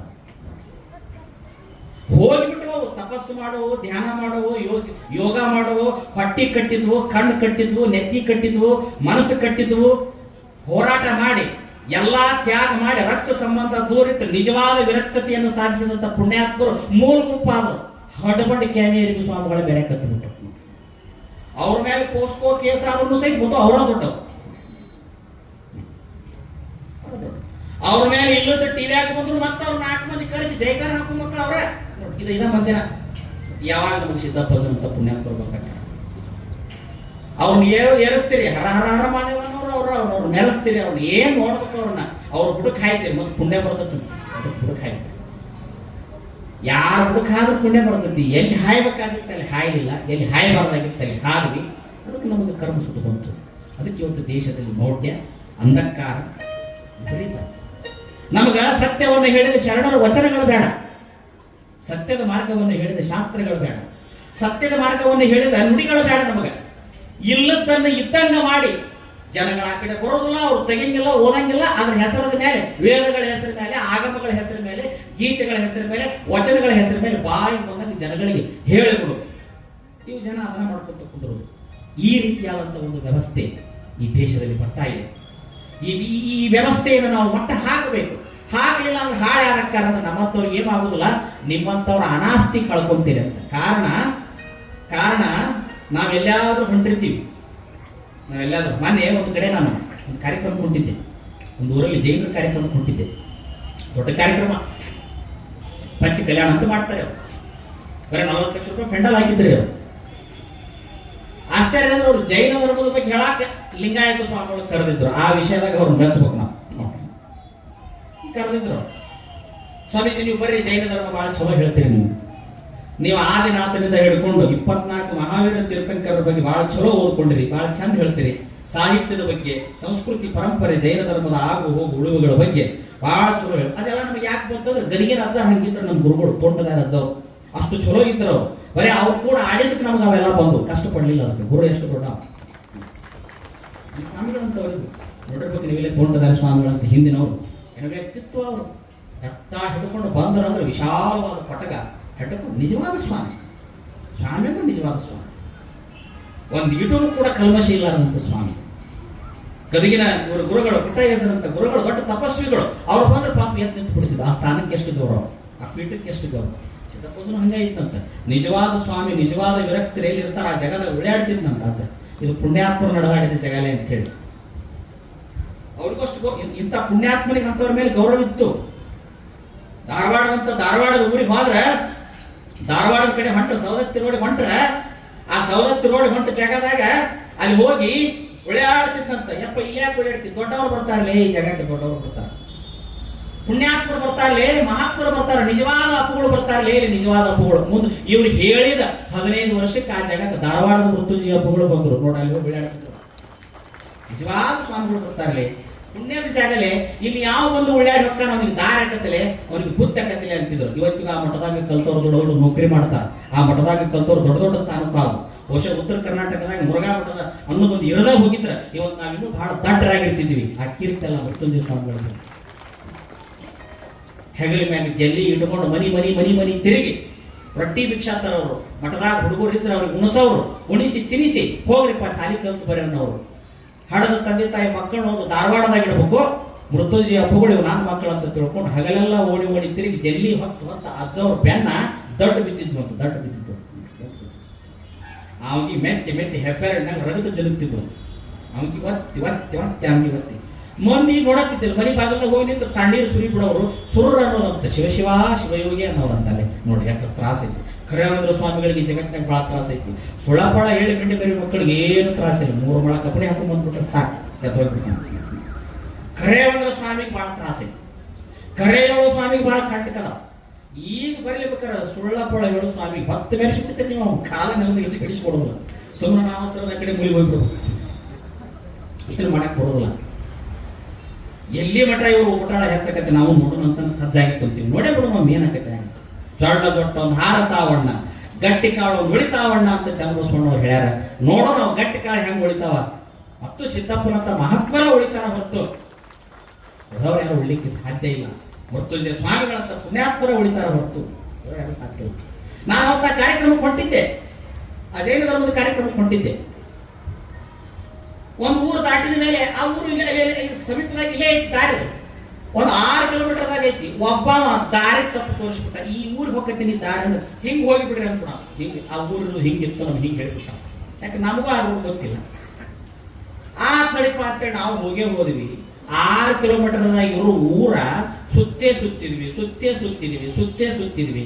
ಊರ ಬರಕ್ ತಯಾರಿಲ್ಲ. ಯಾಕ ಹಾದಿ ಬಿಟ್ಟಿವಿ, ಬೇರೆ ಹಾದಿಗೆ ನಡೆದಿವಿ ಎಂದು ಸಿಗ್ಬೇಕು ಆ ಊರ. ಕೊನೆಗೆ ಮತ್ತೆ ಅವ್ರು ಫೋನ್ ಮಾಡಿದ್ರು, ಯಾಕೆ ಬರವಲ್ರಿ ಇನ್ನೂ ಆತರ ನಿಮ್ಮ ಸಲ ಊರು ಹೊರಗೆ ಕಾಯಕೈತಿ ನಾವು, ಟ್ರಾಫಿಕ್ ಭಾಳ ಐತಿ, ಗದ್ದ ಭಾಳ ಐತಿ, ಕರ್ಕೊಂಡು ಹೋಗಕ್ಕೆ. ಇಲ್ಲಪ್ಪ ಹಿಂಗಾಗಿತ್ತು, ಅಯ್ಯೋ ಹರಿ ತಪ್ಪಿರಿ ನೀವು ಅಂದ. ಮತ್ತೆ ಎಲ್ಲಿ ಬರ್ಬೇಕು? ಇಲ್ರಿ ಹಿಂಗ್ ಮತ್ತೆ ಯಾವನೋ ಒಬ್ಬ ತೋರ್ಸಿದ, ಅವ್ ಯಾವ ಬುದ್ಧಿಗಿಡದನ್ರಿಪ್ಪ ಹಿಂಗ್ ಬರ್ರಿ ಅಂದ. ಮತ್ತ ಹೊಳ್ಳಿ ಅದ ಜಾಗಕ್ಕೆ ಬಂದು ಮತ್ತ ಆ ದಾರಿ ವಾಲಿ. ಅದು ಒಂದು ಅನುಭವ ಆತ್ ನನಗೆ. ಬರೇ ಒಬ್ಬ ಮನುಷ್ಯ ಹಾದಿ ತಪ್ಪು ತೋರಿಸಿದ್ಕನ ಇಟ್ಟು ತಂಡ ತುಳಿಸ್ತು. ಜೀವನದಾಗ ಮನುಷ್ಯರಿಗೆ ಒಬ್ಬ ಗುರು ಆಗಿ ಹಾದಿ ತಪ್ಪು ತೋರಿಸ್ಬಿಟ್ರೆ ಅವ್ರ ಹಣೆ ಬಾರಿ ಏನಾಗಬಾರ್ದು. ಬರೀ ಒಬ್ಬ ಮನುಷ್ಯ ನಮಗೆ ದಾರಿ ತಪ್ಪು ತೋರಿಸಿದ್ಕನ ಇಟ್ಟು ತಿರುಗಾಡಿದೀವಿ. ಇನ್ನು ಮತ್ತೆ ನಿಮಗ ಸರಿಯಾದ ಮಾರ್ಗದರ್ಶನವನ್ನು ಗುರು ಆದವ ತೋರಿಸಲಿಲ್ಲ ಅಂದ್ರೆ ನೀವ್ ಎಂಟು ಕಡೆ ತಿರುಗಾಡಬಾರದು. ಅದ ಭವಬಂಧನ ಅಂತ ಕರೀತಾರ. ಭವಬಂಧನ, ಭವಬಂಧನ ಅಂದ್ರೆ ಏನು? ಮತ್ತೆ ಮತ್ತೆ ಹುಟ್ಟುವುದ ಯಾಕ? ಸತ್ತು ಸತ್ತು ಹುಟ್ಟುವುದ ಯಾಕ?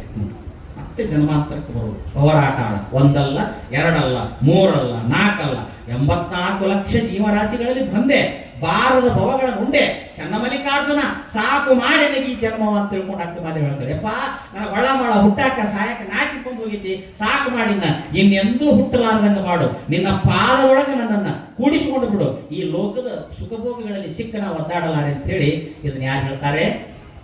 ಅಕ್ಕ ಮಹಾದೇವಿ ಹೇಳ್ತಾರೆ. ಅಕ್ಕ ಮಹಾದೇವಿ ತಾಯಿ ಅಂತವ್ರು ಸಹಿತ ಹೇಳಿದ್ರು. ನಮಗೆ ಅರಿವು ಬರಲಿಲ್ಲ. ಬಸವಣ್ಣನವರು ಹೇಳ್ತಾರೆ, ನಾನಾ ಯೋನಿಗಳಲ್ಲಿ ಬಂದೆನೆಂಬ ಹೇಯವಿಲ್ಲ, ಮುಂದೆ ಮುಕ್ತಿಯಾಗಬೇಕೆಂಬ ಅರಿವಿಲ್ಲ, ಎಂದೆಂದಿಗೂ ಸದಾಶಿವನ ಕೊಂದದೆ ನೆನೆಯದೆ ಕೊಂದಿರುವುದು ಸಂಸಾರ ಕೂಡಲು ಸಂಗಮ ದೇವ. ಹಿಂದೆ ನಾನಾ ಯೋನಿಗಳಲ್ಲಿ ಹುಟ್ಟಿ ಬಂದತೆನ್ನುವಂತ ಹೇ ಇಲ್ಲದಕ್ಕೆ ಅಯ್ಯಯ್ಯೋ ಏನೇನೋ ಆಗಿ ಬಂದ್ವಿ. ಇನ್ನು ಮುಂದಾರ ಹಿಂದಿನ ಏನಾರ ಯಾಕಾಗಬೇಕು? ಹಿಂದಿನ ಸುದ್ದಿ ತಕೊಂಡು ಕುಂತು ಹಿತ್ತಲಾಗತ್ತ ಅಂತ ಏನ್ ಬರೋದಲ್ಲ ಬರ್ಸೋದಲ್ಲ. ಇನ್ನು ಮುಂದಾರ ನೆಟ್ಟಗಾಗೋಣಪ್ಪ. ಇನ್ನು ಮುಂದಾರ ನೆಟ್ಟಗಾಗೋದ್ರೆ ಮುಂದೂನು ಅದ ಹಣೆ ಬಾರ. ಮುಂದೋನು ಒಬ್ಬ ಅನ್ನಂತ ಅದರ ಇವತ್ತು ನೀವು ಹೇಳಿರಲ್ಲ, ನಿಮ್ಮ ಮಾತು ಕೇಳಿ ನೀನು ಎಂದೆಂದೂ ಕುಡಿದ ಇಲ್ಲ ಅಂತ. ಎಂದೆಂದೂ ಕುಡಿದ ಇಲ್ಲ ಅಂತ ಕುಡಿದಿಲ್ಲ ಅಂದಿದ್ದಂತ ಅಂದ್ ಮಾತು ಹೋಗುವ ದಾರಿಯಾಗ ಅಂಗಡಿ ತೆಗೆದಿತ್ತಂತ ಮತ್ತು ಕುಡದ ಮನೆಗೆ ಬಂದಂತ ಮತ್ತು ಕುಡದ ಮನೆಗೆ ಬಂದಂತ. ಅಲ್ರಿ ಮನ್ಯಾಗ ಹೆಂಗಂತ ಅಲ್ರಿ ದೊಡ್ಡವ್ರ ಜಾಗಕ್ಕೆ ಹೋಗಿದ್ರಿ, ಅವ್ರು ಹೇಳಿದ ಮಾತು ಇಲ್ಲ, ಅವ್ರು ಹೋದಾಗ ಚಲೋನೇ ಹೇಳಿದ್ರಿ ಏನಂತ ಕುಡಿಬೇಡಪ್ಪ, ಇನ್ನ ಅವ್ರ ಮಾತು ಕೇಳಿ ಕುಡಿಬಾರ್ದಂತ ಮನಸ್ಸು ಮಾಡಿದ್ದೆ, ಮಧ್ಯಾಹ್ನ ಕುಡಿದ್ರಿ, ಬರೋ ದಾರಿಯಾಗ ಅಂಗಡಿ ತೆಗೆದಿತ್ತು ಅದಕ್ಕೆ ಕುಡದ ಬಂದಿದ್ದು. ಹಂಗ ಈ ಜನ್ಮಾಂತರದ ದಾರಿನ ಹಿಂಗದು. ಮೋಕ್ಷ ಪಡ್ಕೋಬೇಕಂತ ಬಂದೀವಿ, ಮೋಕ್ಷದ ದಾರಿಗೆ ಹೋಗೋದು ಬಿಡ್ತೀವಿ, ಮೃತ್ಯುವಿನ ದಾರಿಗೆ ಹೋಗಿ ಮತ್ತು ನಮ್ಮ ಜೀವನವನ್ನು ಹಾಳು ಮಾಡ್ಕೊತೀವಿ, ಮತ್ತು ನಮ್ಮ ಬದುಕನ್ನು ಹಾಳು ಮಾಡ್ಕೊತೀವಿ. ಅದಕ್ಕೆ ಆ ಸತ್ಯವಂತರ ಸಂಘದೊಳಗೆ ನಾವು ಇದ್ದಾಗ ಯಾವುದು ಮಾಡ್ಬೇಕು ಅನ್ನೋದು ಹೇಳ್ತಾರಂತ, ಯಾವುದು ಮಾಡಬಾರದು ಅನ್ನೋದು ಹೇಳ್ತಾರಂತ. ಯಾರು? ಸತ್ಯವಂತ ಹೇಳ್ತಾರಂತ. ಸಜ್ಜನರ ಸಂಘವದು ಹೆಜ್ಜೆಯನ್ನು ಸವಿದಂತೆ, ದೂರ ದುರ್ಜನರ ಸಂಘವದು, ದೂರ ದುರ್ಜನರ ಸಂಘವದು ಪಚ್ಚಲದ ರೊಜ್ಜಿನಂತಿಯುವುದು ಸರ್ವಜ್ಞ. ಸಾರ ಸಜ್ಜನರ ಸಂಘ ಹೆಜ್ಜೆ ನಾಲ್ಕೆ ಮೇಲೆ ಇಟ್ಕೊಂಡ್ರೆ ಎಷ್ಟು ರುಚಿ ಆಕತಿ. ಸಜ್ಜನರ ಸಂಘ, ಒಬ್ಬ ಒಳ್ಳೆ ಮನುಷ್ಯ ಇದ್ದಂದ್ರೆ ಅವನ್ನ ಎಲ್ಲರೂ ಗೌರವಿಸ್ತಾರಂತೆ. ಒಳ್ಳೆ ಮನುಷ್ಯಪ್ಪ, ಅವನಿಂದ ಎಂದೂ ಅಪಾಯ ಇಲ್ರಿ. ಯಾಕ? ಒಳ್ಳೆ ಅವನನ್ರಿ ಅವನು. ಅವನು ಕೂಡ ಗೆಳತನ ಮಾಡಿಬಿಟ್ರೆ ಎಂದೂ ಇಲ್ಲದ ಮಾತಾ ಬರೋದಿಲ್ರಿ. ಒಳ್ಳೆಯವರು ಕೂಡಿದ್ರೆ ದೇವರು ಕೂಡಿದ್ದಷ್ಟು ಖುಷಿ ಆಗತ್ತಂತೆ. ಯಾಕ? ಯಾವ ಭಕ್ತಿ ಅಂತ ಬಾಗಲ ಬಡಿದ್ರು ಒಳ್ಳೆಯವರ ಬಡಿತಾರಂತ. ಸ್ವಲ್ಪ ಮಾಡಬಾರ್ದವ್ರು ಗೆಳತನ ಮಾಡಿದ್ರೆ, ಮಾಡಬಾರ್ದವ್ರು ಗೆಳತನ ಮಾಡಿದ್ರೆ ರಾತ್ರಿ ಅಲ್ಲ ಹಗಲೆತ್ತು ಬಂದು ಬಾಗಿಲ ಬಡಿಯವರು ಸಿಕ್ಕ ದುಷ್ಟರ ಇರ್ತಾರೆ. ಏನ್ ಮಾಡ್ಯಾರೋ ಏನೋ, ಏನ್ ಮಾಡಿ ನಮ್ಮ ಮೇಲೆ ಹಾಕ್ತಾರೋ ಏನೋ, ಏನ್ ಮಾಡಿ ನಮ್ಮ ಮೇಲೆ ಹಾಕ್ತಾರೋ ಏನೋ. ಒಳ್ಳೆಯವರ ಗೆಳತಾನ ಕಲ್ಲು ಸಕ್ಕರಿ ಹಾಂಗ, ಕುಲ್ಲಾರ ಗೆಳತಾನ ಮಾಡಿದರೆ, ಕುಲ್ಲಾರ ಗೆಳತಾನ ಮಾಡಿದರೆ ನನ್ನ ಕಂದ ಸಲ್ಲಾದ ಮಾತುಗಳು ಬರ್ತಾವ. ಪೂಜೆ ಬಾಲಯೋಗಿಯಾದಂತ ಸಿದ್ದಪ್ಪನಿಗೆ ತೊಟ್ಟಿಲದಲ್ಲಿ ತಾಯಿ ಹಾಡಿದ ಹಾಡುಗಳು ಹಿಂಗೆ ಬೆಳಿಬೇಕಪ್ಪ. ನೀನು ಬಾಲ್ಯಾವಸ್ಥೆಗೆ ಬಂದಿ, ನೀ ಬಾಲ್ಯಾವಸ್ಥೆ ಹೆಂಗ್ ಕಳಿಬೇಕು ಸಿದ್ದು? ನೀ ಹೆಂಗ್ ಕಳಿಬೇಕು? ಒಳ್ಳೆಯವರು ಕೂಡ ಆಡ್ಬೇಕಪ್ಪ, ಒಳ್ಳೆಯವರು ಕೂಡ ಆಡ್ಬೇಕು, ಸಜ್ಜನರು ಕೂಡ ಆಡ್ಬೇಕಪ್ಪ, ಸತ್ಪುರುಷರು ಕೂಡ ಆಡ್ಬೇಕಪ್ಪ, ದೊಡ್ಡವ್ರ ನೆಡಾಗ ಇರ್ಬೇಕಪ್ಪ. ನೋಡ್ರಿ ತಾಯಿ ಹೇಳಿದ ಮಾತು, ಒಳ್ಳೆಯವರ ಗೆಳತಾನ ಕಲ್ಲು ಸಕ್ಕರೆ. ಕಲ್ಲು ಸಕ್ಕರೆನ ಅಂದ್ರೆ ಯಾಕೆ ಹೇಳ್ರಿ? ಬೆಲ್ಲ ಅಂದ್ರು ಅವ್ರು ಕಲ್ಲು ಸಕ್ಕರೆ ಅಂದ್ರು. ಇನ್ನೊಂದು ಏನಾರ ಅನ್ಬೇಕಾಗಿತ್ತು, ಬೇರೆ ಏನಾರ ಹೋಲಿಕೆ ಕೊಡ್ಬೇಕಾಗಿತ್ತು. ಯಾಕೆ ಹೇಳಿದ್ರು ಕಲಸಕ್ರಿ ಅಂದ್ರ, ಕಲಸಕ್ರಿ ಯಾವ ಭಾಗದಾಗ ಕಡೀರಿ ಅದು ಶೀನ ಕೊಡ್ತೈತಿ. ಬೆಲ್ಲ ಹಿಂದರ ಕಡೀರಿ, ಮುಂದರ ಕಡೀರಿ, ನಡುವರ ಕಡೀರಿ, ಅದು ಯಾವಾಗಲೂ ಶೀನ ಕೊಡ್ತೈತಿ. ಹಂಗ ಒಳ್ಳೆಯವರು ಸಜ್ಜನರು ನೀವು ನಡುರಾತ್ರಿಗಾರ ಹೋಗ್ರಿ, ಮಧ್ಯಾಹ್ನದಾಗರ ಹೋಗ್ರಿ, ಮುಂಜಾಗಾರ ಹೋಗ್ರಿ, ಆಪತ್ತು ಬಂದಾಗರ ಹೋಗ್ರಿ, ಕಷ್ಟ ಬಂದಾಗರ ಹೋಗ್ರಿ, ಅವ್ರು ಒಳ್ಳೆಯದ ಮಾಡ್ತಾರ ಹೊರತು ಎಂದು ಕೆಟ್ಟ ಮಾಡೋದಿಲ್ಲ. ಅದಕ್ಕೆ ಸಜ್ಜನರನ್ನ ಬೆಲ್ಲಕ್ಕೆ ಹೋಲಿಸಿದ್ರು, ಸಕ್ರಿ ಹೋಲಿಸಿದ್ರು, ದುರ್ಜನರನ್ನ ಭಕ್ತರು ರಜ್ಜಿ ಹೋಲಿಸಿದ್ರು. ಅದಕ್ಕಾಗಿ ಒಳ್ಳೆಯವರ ಗೆಳತಾನ ಕಲ್ಲು ಸಕ್ಕರೆ ಹಣ್ಣು, ಕುಲ್ಲಾರ ಗೆಳತಾನ ಮಾಡಿದರೆ ನನ್ನ ಕಂದ ಸಲ್ಲಾದ ಮಾತು ಮನೆ ತನಕ ಬರ್ತಾವ. ನೋಡ್ರಿ ಇವತ್ತು ಭಾಳ ಮಂದಿ ಮಕ್ಕಳು ಓಡಾಡ್ರ ಕೇಳ್ತಾನ ಮಾಡಿರ್ತಾವ, ಏನಲ್ಲೇ ನಿಮ್ಮ ಅಪ್ಪ ನಿಮ್ಮ ಅವ್ನು ನೋಡಿದ್ರೆ ಬಾಯಿ ಸತ್ತಾರ ಅವು ನೀ ಹೆಂಗೆ ಹುಟ್ಟಿದ್ರೆ ಅಂತವ್ರ ಹೊಟ್ಟೆ ನಿಂತಿರ್ತಾರ ಮಂದಿ. ನಿಮ್ಮ ಅಪ್ಪ ನಿಮ್ಮ ಅವ್ನು ನೋಡಿದ್ರೆ ಅಷ್ಟು ಮನಸ್ಸು ಉಪ್ಪುತ್ತೈತಿ ಎಂತಾರ ಅಂತಾರ, ಅವ್ರ ಹೊಟ್ಟೆ ನೀ ಹುಟ್ಟಿಯೇ, ಯಾಕಂದ್ರೆ ಓಡಾಡ್ರ ಹೇಳ್ತಾರ ಮಾಡಿಬಿಟ್ಟಿರ್ತಾರ. ಕೀರ್ತಿವಂತ ಮಕ್ಕಳು ಹುಟ್ಟಿದ್ರೆ ತಂದೆ ತಾಯಿಗಳ ಕೀರ್ತಿನ ಹೆಚ್ಚಾಕತ್ತಂತ, ಅಪಕೀರ್ತಿ ತರುವಂತ ಮಕ್ಕಳು ಹುಟ್ಟಿದ್ರೆ ಒಳ್ಳೆ ತಂದೆ ತಾಯಿನ ತಲೆ ತಗ್ಗಿಸಿ ಕುಂದರ್ಬೇಕಾಗತ್ತೆ. ಅದಕ್ಕೆ ಮಕ್ಕಳಾದವ್ರ ಕೈಯಾಗ ತಂದೆ ತಾಯಿನ ಜನ ಹೊಗಳಾಕನು ಮಾಡಕ್ ಹಚ್ಚಾಕ್ ಬರ್ತೈತಿ, ಹೊಗಳಾಕನು ಮಾಡಕ್ ಹಚ್ಚಾಕ್ ಬರ್ತೈತಿ. ಏನ್ ಮಾಡ್ಬೇಕು ಅನ್ನೋ ವಿಚಾರ ಮಕ್ಕಳಾದವ್ರು ವಿಚಾರ ಮಾಡ್ಬೇಕಂತ. ಮಕ್ಕಳಾದವ್ರು ಇವತ್ತು ಬಹಳಷ್ಟು ಮಕ್ಕಳು ತಂದೆ ತಾಯಿಗಳಿಗೆ ಅಪಕೀರ್ತಿ ತರ್ತಾವ. ಹತ್ತು ಜಾಪಾನ ಮಾಡಿ ಬಟ್ಟಿ ಬರಿ ಉಂಡು ತಿನಿಸಿ ಏನೆಲ್ಲ ಮಾಡಿ ಮಕ್ಕಳು ಸುಖವಾಗಿರ್ಲಿ ಅಂತ ದುಡಿತಾವ. ಅದ ಮಕ್ಕಳು ಹರೇಕ ಬಂದ ಮೇಲೆ ಯಾರ್ಯಾರ ಬೆನ್ನತ್ತಿ ಹೊಕ್ಕಾವ, ಹಡದ ತಂದೆ ತಾಯಿ ಮೇಲೆ ಕೇಸ್ ಮಾಡ್ತಾವ. ಇಂಥ ಮಕ್ಕಳು ಹುಟ್ಟೋಕ್ಕಿಂತ ಹುಟ್ಟದೇ ಇದ್ರೆ ಎಷ್ಟೋ ಚಲೋ ಇತ್ತು ಅಂತ ಹೇಳಿ ನಾವು ಅನ್ಬೇಕಾಗ್ತದೆ. ನೋಡ್ತೀವಿ ಅವನ ಕೇಸ್ ನೋಡ್ತೀವಿ ನಾವು. ಕೇಳ್ತಾರ ಹುಡುಗಿರು ಕೇಳ್ತಾರ, ಹೋಗಮ್ಮ ಹಡದ ತಂದೆ ತಾಯಿ ಅಂತವ್ರು ಎಲ್ಲಿ ಸಿಗ್ತಾರ, ನಾ ಹೋಗುದಿಲ್ಲ ಅಂತಕ್ಕಿ, ಹೆಚ್ಚು ಕಡಿಮೆ ಅವ್ರ ಮೇಲೆ ಕೇಸ್ ಮಾಡ್ತೇನೆ ಅಂತಕ್ಕಿ. ಹೆಣ್ಣು ಅವಾದ್ರು ಗಂಡು ಅವಾಗ ಕಾರಣ ಏನು? ಸಂಸ್ಕಾರ. ಅಷ್ಟು ಚಲೋ ಬಂದ್ಬಿಟ್ಟು ನಮ್ಮ ಶಾಲಿ ಕಾಲೇಜು ಬರೀ ಪರ್ಸೆಂಟೇಜ್ ಮಾಡುವ ಹೇಳ್ಕೊಡ್ತಾ ಹೊರತು ಮನುಷ್ಯರಾಗಿ ಬಾಳೋ ಅಂತಂದ್ರೆ ನಮ್ಮ ಶಾಲಿ ಕಾಲೇಜ್ ಹೇಳ್ಕೊಡ್ತಾ ಇಲ್ಲ. ಬರೀ ನಮ್ಮ ಶಾಲೆ ಕಾಲೇಜು ಬರೀ ಡೊನೇಷನ್ ತಗೊಳ್ಳೋದು, ಬರೀ ಮಾರ್ಕಸ್ ತಗೊಳ್ಳೋದು, ಬರೀ ಮಷೀನ್ ಆಗೋ ವಿದ್ಯೆ ಹೇಳ್ಕೊಡ್ತಾವ ಹೊರತು ಮನಸ್ಸು ವಿಶಾಲ ಆಗುವಂತ ವಿದ್ಯೆಯನ್ನು ಇವತ್ತು ಶಾಲೆ ಕಾಲೇಜುಗಳು ಹೇಳ್ಕೊಡ್ತಾ ಇಲ್ಲ. ಅದಕ್ಕೆ ಇವತ್ತು ವೃದ್ಧಾಶ್ರಮಗಳ ಭೂಮಿ ಮೇಲೆ ಹೆಚ್ಚಾಗುತ್ತೆ. ಹಿಂದಿನ ಕಾಲ ಯಾಕೆ ಚಲೋ ಇತ್ತಂದ್ರೆ ಪ್ರತಿಯೊಂದು ಊರಾಗೂ ಕಟ್ಟಿ ಮ್ಯಾಗ ಏನ್ ನಡೀತಿದ್ವು ಅಂದ್ರೆ ಇವ ನಡೀತಿದ್ವು, ಒಳ್ಳೆದ ನಡೀತಿರ್ತಾರೆ, ಕೆಟ್ಟದಿದ್ದೇ ಇಲ್ಲ. ಇವತ್ತು ಕೈ ಮುಟ್ಟಿದ್ರೆ ಕೆಟ್ಟದ್ದು, ಎಡಕ್ಕೆ ಹೊಳಿದ್ರೆ ಕೆಟ್ಟದ್ದು, ಹೊಲಕ್ಕೆ ಹೊಳಿದ್ರೆ ಕೆಟ್ಟದ್ದು. ಚಲೋ ಇದ್ದ ಮನುಷ್ಯನ ಮೈಲಿಗೆ ಹಾಕಿಬಿಡ್ತಾನೆ ಇವತ್ತು. ಅಷ್ಟರ ಮಟ್ಟಿಗೆ ಇವತ್ತು ವಿಜ್ಞಾನ ಮುಂದುವರೆದ್ಬಿಟ್ಟತಿ. ಮೊದಲ ಮನಸ್ಸು ಮೊದಲ ಕಂಟ್ರೋಲ್ ಉಳಿದಿಲ್ಲ, ಮುಗಿದು ಹೋತು, ಹಾಳಾಗಿ ಹೋಗ್ಬಿಡ್ತಾರೆ. ಒಮ್ಮೆ ಅಧಪತನಕ್ಕೆ ಬಿದ್ದ ಮನುಷ್ಯ, ಒಮ್ಮೆ ಪ್ರಪಾತಕ್ಕೆ ಬಿದ್ದ ಅಂದ್ರ ಅವನು ಎಬಸಬೇಕಾದ್ರೆ ಬಹಳ ತ್ರಾಸ ತಗೋಬೇಕು. ಚಟ ಕಲಿದ ಇರೋದು ಚಲೋ ಅಂತ, ಕಲಿತ ಮೇಲೆ ಅದ್ರ ಮತ್ತೆ ಬಿಟ್ಟು ಚಲೋ ಆಗೋದು ಏನೈತಲ್ಲ, ಅದು ಬೆಟ್ಟ ಏರಿಳಿದಷ್ಟು ಬಹಳ ಕಷ್ಟ ಐತೆ ಅಂತ ನಾವು ಹೇಳ್ತಾರೆ. ಬೆಟ್ಟ ಏರಿಳಿದಷ್ಟು ಕಷ್ಟ ಐತೆ. ಮೊದಲ ಕಲಿಬಾರ್ದು, ಒಳ್ಳೆಯದನ್ನು ಕಲಿಬೇಕಂತ, ಒಳ್ಳೆಯ ಚಟಗಳನ್ನ ಕಲಿರಿ. ಇವತ್ತಿನ ಮಠಕ್ಕೆ ಹೋಗಿ ಬಂದ್ರೆ ನಮ್ಗೆ ಸಮಾಧಾನ, ಇಂಥದ್ದು ಕಲಿಸ್ರಿ ಚಟ ಖಾಲಿ. ಇವತ್ತಿನ ಪುಸ್ತಕ ಅಥವಾ 2 ವಚನ ಓದಿದ್ರೆ ನನಗೆ ಸಮಾಧಾನ, ಕಲಿಸ್ರಿ ಇಂಥ ಚಟ. ಇವತ್ತು ಏನಾದ್ರೂ ಒಂದಿಷ್ಟು ಒಳ್ಳೆಯದನ್ನು ನಾನು ಪ್ರವಚನದ ಮುಂದಿನ ಕೇಳಿದ್ರೆ ಸಮಾಧಾನ. ಇಂಥವು ಕಲಿಸೋದು ನಾವು ಏನೇನೋ ಕಲಿಸ್ತೀವಿ. ನಾವು ಹೆಂಗೆ ಕಲಿಸ್ತೀವಿ ಹಂಗ ಕಲಿತಾವ, ಕೊನೆಗೆ ನಮ್ಮನ್ನ ತಗೊಂಡೋಗಿ ಒಗಿತಾವ, ಪ್ರಪಾತಕ್ಕೆ ಬೀಳ್ತೀವಿ. ಅದು ಹೆಣ್ಣು ನೋಡೋದಿಲ್ಲ, ಗಂಡು ನೋಡೋದಿಲ್ಲ, ಶ್ರೀಮಂತ ಕೊಡೋ ಏನು ನೋಡೋದಿಲ್ಲ. ಮಾಡಿ ಇಲ್ಲ ಮಗನ ಅಂತ ಚಿತ್ತಪ್ಪ ಹೇಳ್ತಿದ್ದಂತ, ಮಾಡಿದ ಉಣ್ತಾರೇ ಮಣಿ ಅಂತ ಕಡ ಮತ್ತೆ ಹೇಳ್ತೀವಿ, ಮಾಡಿದ ಉಣ್ತಾರ ಮಣಿ ಅಂತ ಕಡ.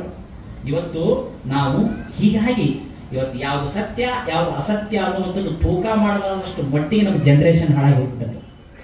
ಎಜುಕೇಶನ್ ಕಂಡಪಟ್ಟಿ ಶಾಣ್ಯರದ ಹುಡುಗರು. ಆದ್ರೆ ಯಾವುದು ಸತ್ಯ ಯಾವುದು ಅಸತ್ಯ ಅನ್ನೋದು ತೂಗಿ ನೋಡುವಷ್ಟು ಸಾಮರ್ಥ್ಯ ಸಹಿತ ಇವತ್ತಿನ ಜನಗಳಿಗೆ ಇಲ್ಲ. ಬರೀ ಮೌಢ್ಯದ ಕಡೆನ ಹೊಕ್ಕಾವ, ಮೂಢನಂಬಿಕೆ ಕಡೆನ ಹೊಕ್ಕಾವ. ಅವ ಸತ್ಯ, ಅವ ಯೋಗ್ಯ, ಅವ ನಮ್ಮ ಧರ್ಮದ ಜೀವಾಣ ಅಂತ ಎದಿ ತಟ್ಟಿ ಹೇಳಿಕೊಳ್ಳುವಂತ ಕಳ್ಳರ ಗುಂಪು ಕೂಡ ಒಂದು ಈ ದೇಶವನ್ನು ಆಳಕತ್ತೈತಿ.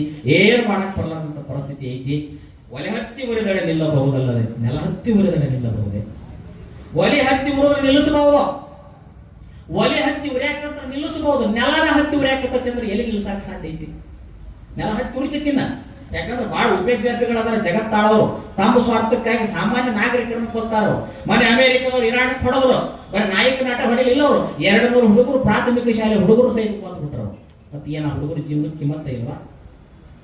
ಹೊಡಿಬೇಕಾದ ಯಾರನ್ನ ತಾವು ಇಡರ ತಮ್ಮ ಹೊಡ್ಕೊಳ್ಳಿ. ಹಾನಿಯಾಗುವುದು ಯಾರಿಗೆ? ಸಾಮಾನ್ಯ ಮಂದಿ.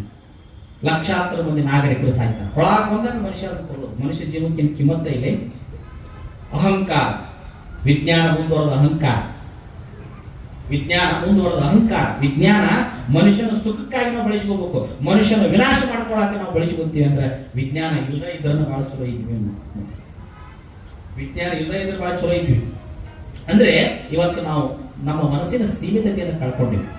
ಯುದ್ಧವೆಂಬುದೊಂದು ನಂಜಿನ ಹೈನ, ಸತ್ತು ಕಟ್ಟುತ್ತಾರ ಸಾವಿನ ಸದನ ಅಂತ ಹೇಳ್ತಾರೆ. ಯುದ್ಧ ಅಂದ್ರೆ ನಂಜಿನ ಹೈನ. ಅದು ಜಗತ್ತಿನೊಳಗೆ ಯುದ್ಧ ಮಾಡಿದಾಗ ಗೆದ್ದವನ ಹಂತೆಕೊಂಡು ಸಾಮಾನ್ಯ ಜನರ ಸಾಯ್ತಾರ, ಸೋತವನ ಹಂತೆಕೊಂಡು ಸಾಮಾನ್ಯ ಜನರ ಸಾಯ್ತಾರ.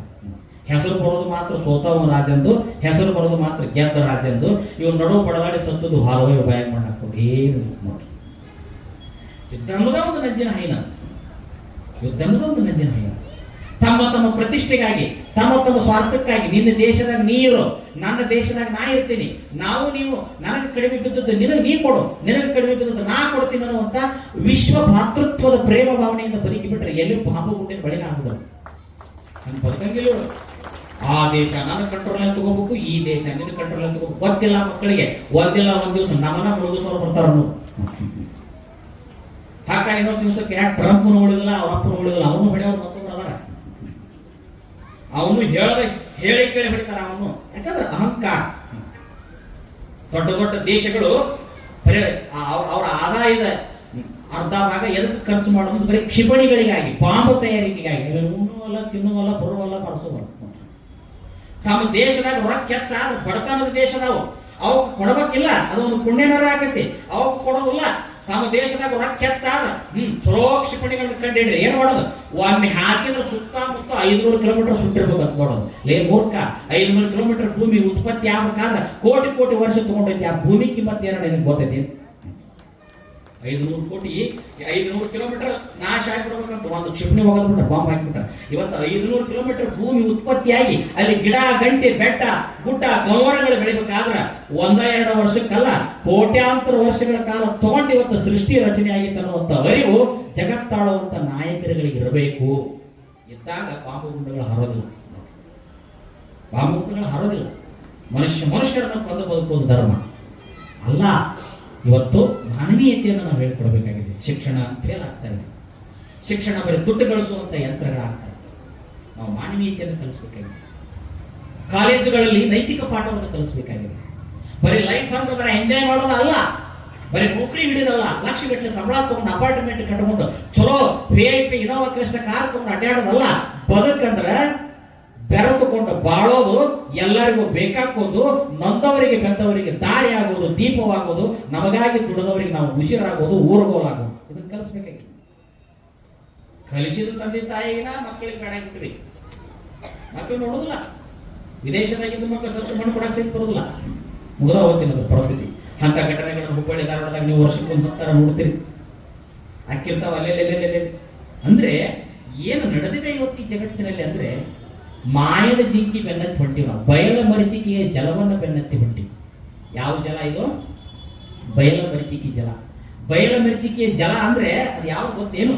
ಈ ಬ್ಯಾಸಗಿ ಟೈಮ್ನಾಗ ಹೊಲಕ್ಕೆ ಹೋದ್ರ, ಹೊಲದಾಗ ಸಣ್ಣವರಿದ್ದಾಗ ನಾವೆಲ್ಲ ಹೊಲಕ್ಕೆ ಹೋಗ್ತಿದ್ವಿ. ಕೆಟ್ಟ ನೀರಡಿಕೆ ಆಗಿಬಿಡುದು.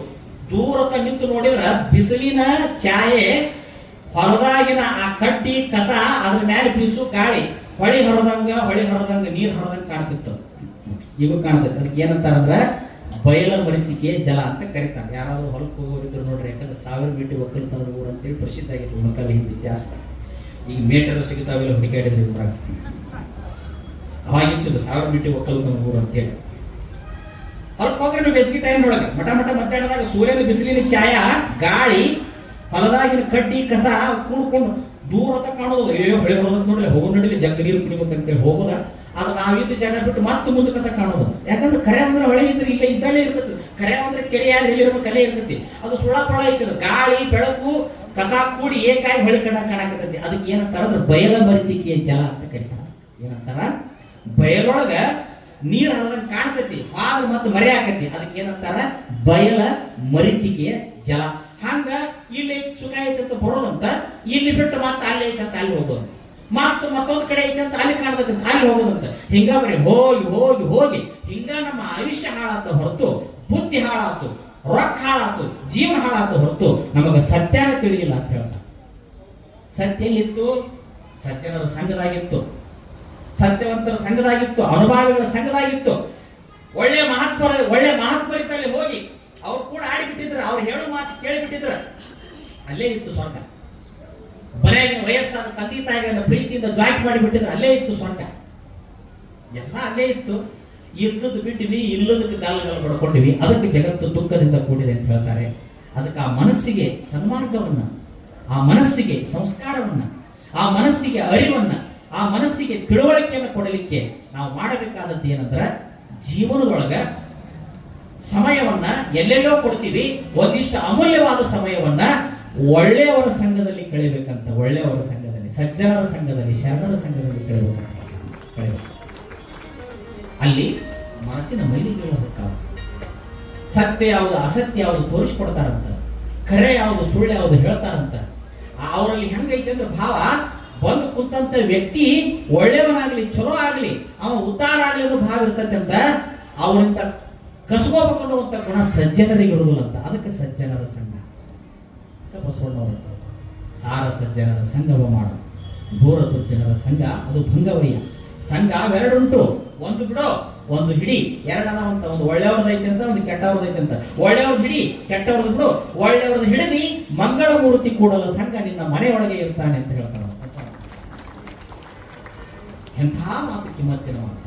ಇವತ್ತು ಇಂಥ ಶರಣರ ವಚನಗಳನ್ನು ಉಲ್ಟಾ ಪಲ್ಟಾ ಮಾಡಿ ಅವ್ರು ಹೇಳಿದ್ದೊಂದು ಅದನ್ನು ಉಲ್ಟಾ ತಿರುವಿ ಹೇಳುವಂಥವ್ರ ಸಂಖ್ಯೆನೂ ಇವತ್ತಿನ ನಾಡಿನೊಳಗೆ ಹೆಚ್ಚಾಗಲಿ ಏನಾಗೈತೆ. ಒಮ್ಮೆ ಆಗಿರ್ಬಿಡಿ ನೋಡರ್ ಬಿಡೋದು ನಾವು ಎಟ್ಟಾಕೈತೆ ಆಗಿಬಿಡೋದು. ಸರಿ ಅಂತ ಎಲ್ಲಿ ಮಟ್ಟ ಸರಿದು ಗಾಡಿ ಹತ್ತು ಮಟ್ಟ ಅಲ್ಲ. ಮುಂದೆ ಏನ್ ಮಾಡ್ಬೇಕು, ಗಾಡಿ ಕಡಿಮೆ ಸರಿ ಹಾಕೊಂಡಂತ ಅಂಗಿ ಎರಡು ಕಡೆ ಕುಸಿದ್ರೆ ಹೊಲಿಬಹುದು. ಪೂರ ಅಂಗಿನ ಹರಿದಂತಂದ್ರೆ ಹೊಸಾದ ತರಬಹುದು. ಎಲ್ಲಾರ ಒಟ್ಟು ಮನಿ ಬಿದ್ದೈತಂದ್ರೆ ಮೆತ್ತಬಹುದು. ಪೂರ ಮನಿನ ಸಟ್ಲಾಗೈತಿ ಅಂದ್ರೆ ಹೊಸ ಮನಿನ ಕಟ್ಟಬೇಕು. ಹಂಗ ಸಮಾಜ ಏನು ಉಳಿದಿಲ್ಲ, ಪೂರ ಹದಗೆಟ್ಟೈತಿದ. ಇನ್ನು ಹೊಸಾದ ಬರ್ಬೇಕಿಲ್ಲ, ಅದು ಬರೋ ಮಠ ಇದನ್ನ ಉಳಿಸಿಕೊಂಡು ಹೋಗುವಂತ ಪ್ರಯತ್ನವನ್ನು ಸಜ್ಜನರು ಮಾಡ್ಬೇಕಾಗಿತ್ತು. ಇಷ್ಟೇ ಬರ್ತೈತೆ ಅಂತ ಹೇಳ್ಯಾರ. ಒಳ್ಳೇದು ಬರ್ತೈತೆಪ್ಪ, ಒಳ್ಳೇದು ಬಂದ್ರೆ ಈ ಲೋಕ ಉಳಿತೈತಿ, ಒಳ್ಳೇದು ಬಂದ್ರೆ ಈ ಲೋಕ ಉದ್ಧಾರಕತಿ. ಹಂಗಾರೆ ಒಳ್ಳೇದಂದ್ರೆ ಏನು, ಜಗ್ಗಷ್ಟು ಸುಖ ಭೂಮಿ ಮೇಲೆ ಉಣ್ಣಾಕ ತಿನ್ನಾಕ ಕೊರತಿಲ್ಲಾರ್ದಂಗೆ ಆಗಿಬಿಟ್ರೆ ಸುಖ ಅಂತ ನಾವು ತಿಳ್ಕೊಂಡಿವಿ. ಅದು ಅಲ್ಲ. 50-60 ವರ್ಷದಿಂದ ಬಹಳ ಮಂದಿ ಕಡಿಮೆ ಇತ್ತು, ಬಡತನ ಬಾಳ ಇತ್ತು. ಆದ್ರೂ ಆ ನೆಮ್ಮದಿ ಇವತ್ತು 1% ನಮ್ಮ ಜನಗಳಿಗಿಲ್ಲ. ಅವ್ರಿಗಿದ್ದಷ್ಟು ನೆಮ್ಮದಿ 1% ನಮ್ಗೆ. ಕಷ್ಟ ಏನೋ ಇತ್ತು, ಹೊರಗೆ ಹತ್ತ ನೀರು ತರಬೇಕು, ಎಲ್ಲರ ಹೋದ ನಡ್ಕೊಂತಾನ ಹೋಗ್ಬೇಕು. ಆದ್ರೂ ಆ ಬದುಕು ಎಷ್ಟು ಆನಂದ ಇತ್ತಂದ್ರೆ ಯಾರೋ ಒಬ್ರು ಹೇಳ್ತಾರೆ, ತಿರುಗಿಸಿ ಬಿಡು ಒಮ್ಮೆ ಕಾಲವನ್ನು ಮತ್ತೆ ನಮ್ಮ ಹಿರಿಯರ ಕಾಲಕ್ಕೆ ಅಂತೇಳಿ. ಸಾಕು ನಮಗೆ ಈ ಲೋಕ ಅಂತ ಹೇಳ್ತಾರೆ. ದೊಡ್ಡ ಮನಿ, ದೊಡ್ಡ ಮನ್ಯಾಗ ಅಣ್ಣನ ಮಕ್ಕಳು, ತಮ್ಮನ ಮಕ್ಕಳು, ಆ ತಮ್ಮನ ಮಕ್ಕಳು, ದೊಡ್ಡಪ್ಪನ ಮಕ್ಕಳು, ಕಾಕನ ಒಂದ ಮನ್ಯಾಗ ಊಟಕ್ಕೆ ಕೂತ್ರೆ ಏನು 5 ಪಂಕ್ತಿ ಕೂತಂದಕ್ಕೆ ಕೂಡಿ ಉಣ್ತಿದ್ರು, ಕೂಡಿ ಬದುಕ್ತಿದ್ರು. ಏನಿಲ್ಲ ಇಲ್ಲ ಆ ಮೆಡಿ ಮಿಕ್ಸು ಇಲ್ಲ, ಡೆಟಲೂ ಇಲ್ಲ, ಏನಿಲ್ಲ. ಎರಿಮಣ್ಣು ಹಚ್ಕೊಂಡು ಜಳಕ ಮಾಡಿದ್ರೆ ಏನ 80-90 ವರ್ಷ ನೆಟ್ಟಗ ಬದುಕಿದ್ವು. ಈಗ ದಿನ ಒಂದೊಂದು ಹಚ್ಕೊಂತ ಆದ್ರೂ ರೋಗ ತಪ್ಪೋರು, ದಿನ ಒಂದೊಂದು ಹಚ್ಕೊಂತಾವೆ ರೋಗ ತಪ್ಪು. ಕುಂತು ಬಿಟ್ರೆ ಉಣ್ಣಾಕ ದಾಸೋಹ ನಡೆದತ್ತೀನಿ ಅವ್ರ ಮನೆ. ಕೂಡಿ ಕುಂತು ಉಂಡ ಮಕ್ಕಳು ಎಂದೂ ಕೂಡ ಇನ್ನೊಬ್ಬರಿಗೆ ಕೇಳ ಬಯಸಲಿಲ್ಲ. ಯಾಕ? ಕೂಡಿ ಉಂಡುವುದರಲ್ಲಿ ಸಹನಾವ ತಮ್ಮ ಸಹನಾವನ ತಮ್ಮ ಸಹವೀರ್ಯರು ಕಷ್ಟ ಸುಖ. ಇವತ್ತು ನಾನು ನನ್ನ ಹೆಂಡತಿ ನಮಗಿಬ್ಬರು, ಅವ್ರು ಇನ್ನೊಬ್ಬರು ಕರ್ಕೊಂಡು ಉಂಡ ಗೊತ್ತಿರೋದು. ಯಾವಾಗಲೂ ಬಾಗಿಲು ಪಡ್ಕೊಂಡೇ ಇರುವುದು, ನಾಯಿಗಳಿದ್ದಾವೆ ಎಚ್ಚರಿಕೆ ಹೊರಗೆ ಬೋರ್ಡ್ ಹಾಕೋದು, ಇವೆಲ್ಲ ಇದು ಸಂಸ್ಕಾರ. ಇದು ತೆರೆದಿದೆ ಬಾಗಿಲು ಓ ಭಾ ಅತಿಥಿ, ಇದನ್ನ ಹಾಡಿದವರು ನಾವು. ತೆರೆದಿದೆ ಬಾಗಿಲು ಓ ಭಾ ಅತಿಥಿ, ಹೊಸ ಬೆಳಕಿನ ಹೊಸ ಗಾನವನಿ ತಾ ಅತಿಥಿ. ಎಂಥ ಹಾಡುಗಳಿವೆಲ್ಲ. ಅತಿಥಿ ಅಂದ್ರೆ ದೇವರವ. ನೀ ಬಾ, ನೀ ಹಂಗ ಬರಬೇಡ, ಹೊಸ ಬೆಳಕನ್ನು ತಗೊಂಡು ನನ್ನ ಮನೆಗೆ ಬಾ, ಹೊಸ ಬೆಳಕನ್ನು ತಗೊಂಡು ನನ್ನ ಮನೆಗೆ ಬಾ. ನೀ ಬಂದಾಗ ಸಂತೋಷಕ್ಕೆ ನನ್ನ ಮನೆಯೊಳಗೆ, ಹಬ್ಬಕ್ಕೆ ನನ್ನ ಮನೆಯೊಳಗೆ. ಹಿಂಗ ಅತಿಥಿಗಳು. ಇವತ್ತು ನಾಯಿಗಳಿದ್ದಾವೆ ಎಚ್ಚರಿಕೆ, ನಾಯಿಗಳಿದ್ದಾವೆ ಎಚ್ಚರಿಕೆ, ಎಲ್ಲವೂ ಒಳಗಿರೋರು ನಾವು ನಾಯಿಗಳಿದ್ದಂಗೆ ಇದೀವಿ, ಅದಕ್ಕೆ ನೀವು ಬರಬೇಡ ಅಂತ ಇಂಡೈರೆಕ್ಟ್ ಆಗಿ ಬೋರ್ಡ್ ಹಾಕಿದ್ದಾರೆ. ನಾಯಿ ಇದ್ರೆ ಜಗತ್ತಿನಾಗಿಲ್ಲ, ನಾಯಿ ಕಟ್ಟಿದ್ರು ಇದೆಲ್ಲ ಕಟ್ಕೋಬೇಕು. ಹಿಂದೆ ಯಾರು ಅಪ್ಪಿತಕ್ಕ ನಮ್ಮಂತ ಸ್ವಾಮಿಗಳು ಹೋದ್ರು ಒದರಾಕ್ ನಿಂದಿರ್ತಾವ, ಸ್ವಾಮಿಗಳು ಹೋದ್ರು ಒದರಾಕ್ ನಿಂದಿರ್ತಾವ, ಬೇಡದವ್ರು ಹೋದ್ರು ಒದರಾಕ್ ನಿಂದಿರ್ತಾವ. ಜಪಾನ ಮಾಡ್ರಿ ಬೇಡ ಅಂತಲ್ಲ, ಜಪಾನ ಮಾಡ್ರಿ ಬೇಡ ಅಂತಲ್ಲ. ಪ್ರಾಣಿಗಳ ಮೇಲೆ ದಯ ಇರಲಿ, ಸರ್ಕಾರ ಎಲ್ಲ ಬಸ್ಸಿನಿಂದ ಹಾಕಿದ್ದೆ. ಪ್ರಾಣಿಗಳ ಮೇಲೆ ದಯ ಇರಲಿ, ಪ್ರೀತಿ ಇರಲಿ. ಹಂಗನ್ನು ಮಾತ್ರಕ್ಕೆ ಬೋರ್ಡ್ ಅದನ್ನು ಹಾಕಬೇಡ್ರಿ. ಅತಿಥಿಗಳೇ ನನಗೆ ದೇವರು, ನೀವು ಬಂದ್ರೆ ನನಗೆ ಸಂತೋಷ ಇದೆ ಅಂತ ಬೋರ್ಡ್ ಹಾಕಿರಿ ನೋಡೋಣ. ಆ ಮನೆ ಒಳಗೆ ಒಂಟಿತನದ ಭಾವ ಎಂದು ಕಾಡೋದಿಲ್ಲ, ಒಂಟಿತನದ ಭಾವನೆ ಕಾಡೋದು. ಕೆಲವು ಇದ್ದಿದ್ದು ಡಿಪ್ರೆಷನ್ ಹೋಗ್ಬಿಟ್ಟಾವ. ಡಿಪ್ರೆಷನ್ ಅಂದ್ರೆ ಮನೋರೋಗಕ್ಕೆ ಒಳಗಾಗಿಟ್ಟಾವ. ಮನೆಯಾಗ ಒಂದೋ ಇರುವುದು, ಮನೆಯಾಗ ಕದ ಬಡ್ಕೊಂಡು ಒಬ್ಬರ ಇದ್ದು ಒಂಟಿ ಯಾರು ಇರಬೇಕು? ಸನ್ಯಾಸಿ ಇರಬೇಕು, ಸಾಧು ಇರಬೇಕು, ನಮ್ಮಂತ ಸ್ವಾಮಿ ಇರಬೇಕು. ಅವನಿಗೆ ಉಪಯೋಗ ಆಕೈತಿ. ಸಿದ್ದಪ್ಪ ಒಂಟೆ ಇರ್ತಿದ್ರು ಸುಳ್ಗಾಡ. ಇವ್ರು ಸಂಘದಾಗಿದ್ದು ಇವು ಒಂಟೆ ಆಗ್ತಾವ. ಒಂಟೆಯಾಗಿ ಏನಾಗ್ಬಿಡ್ತಾವ ಅಂದ್ರೆ ಮನಸ್ಸು ಗಂಟಾಗಿ ಏನೇನೇನು ಗೊತ್ತಾಗೋದಿಲ್ಲ, ಮನೋರೋಗಿಗಳಾಗಿಬಿಡ್ತಾವ. ಮನೋರೋಗಿಗಳಂದ್ರೆ ಯಾವುದ್ರದ್ದು ಜ್ಞಾನ ಆಗೋದಿಲ್ಲ. ಅದಕ್ಕೆ ಆಗ್ತಿರ್ತೀವಿ ಏನು ಹುಟ್ಟಿ ಬಿಡೋ ಮರ ಗೂಗಿದ್ದಂಗೋ ಕಾಗಿದ್ದಂಗೋ ಮತ್ತೆ ಬೇಕಂತ ಬಿಡ್ತಾರೆ. ಹೀಗೆ ಇರಬೇಕು ಅನುಭವಗಳ ಸಂಘ. ನೋಡ್ರಿ ಹ್ಯಾಂಗೆ ಕೂತೇನೆ, ಹಿಂಗೆ ಕುಂದಿರ್ಬೇಕು, ಹಿಂಗೆ ಕುಂದಿರ್ತಿದ್ರೆ ಹಿಂಗೆ ಅಲ್ಲಿ ಏನು ಹೇಳ್ತಾರ ಅದನ್ನು ಕೇಳ್ತಿದ್ರು. 100 ಕೇಳಿದ್ರೆ 10 ಪಾಲಿಸ್ತಿದ್ರು. 100 ಕೇಳಿದ್ರೆ 10 ಪಾಲಿಸ್ತಿದ್ರು. 10 ಪಾಲಿಸೋದ್ರೊಳಗೆ ಅವ್ರು 100 ದಾಟಿದಷ್ಟು ಸಂತೋಷ ಅವ್ರಿಗೆ ಇರ್ತಿತ್ತು. ಇವತ್ತು ಹೇಳೋರ ಸಂಖ್ಯೆ ಭಾಳ ಐತಿ, ಕರೆ ಕೇಳೋರೇ ಇಲ್ಲ. ಕೇಳಿದ್ರು ಎಂಟರ್ಟೈನ್ಮೆಂಟ್ಗಾಗಿ ಕೇಳ್ತಾರ. ಇದು ಹೋಗ್ಬೇಕು ಈ ಪದ್ಧತಿ.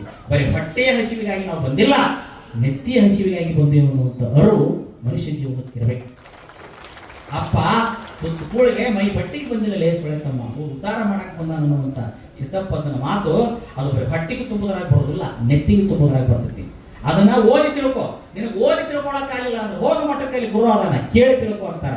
ನಾವು ಕೇಳಿನೂ ತಿಳ್ಕೋವಲ್ವಿ, ನಾವು ಓದಿನೂ ತಿಳ್ಕೋವಲ್ವಿ. ಮತ್ತೆ ತಿಳಿಸೋದ್ರೆ ಹೆಂಗೆ ನಿಮಗಿನ್ನ ದಾರಿ ಇಲ್ಲ. ಮುಖನಾಗಬೇಕೋ ಜಗದೊಳಗೆ ಆಕೆ ಆಗಿರಬೇಕು.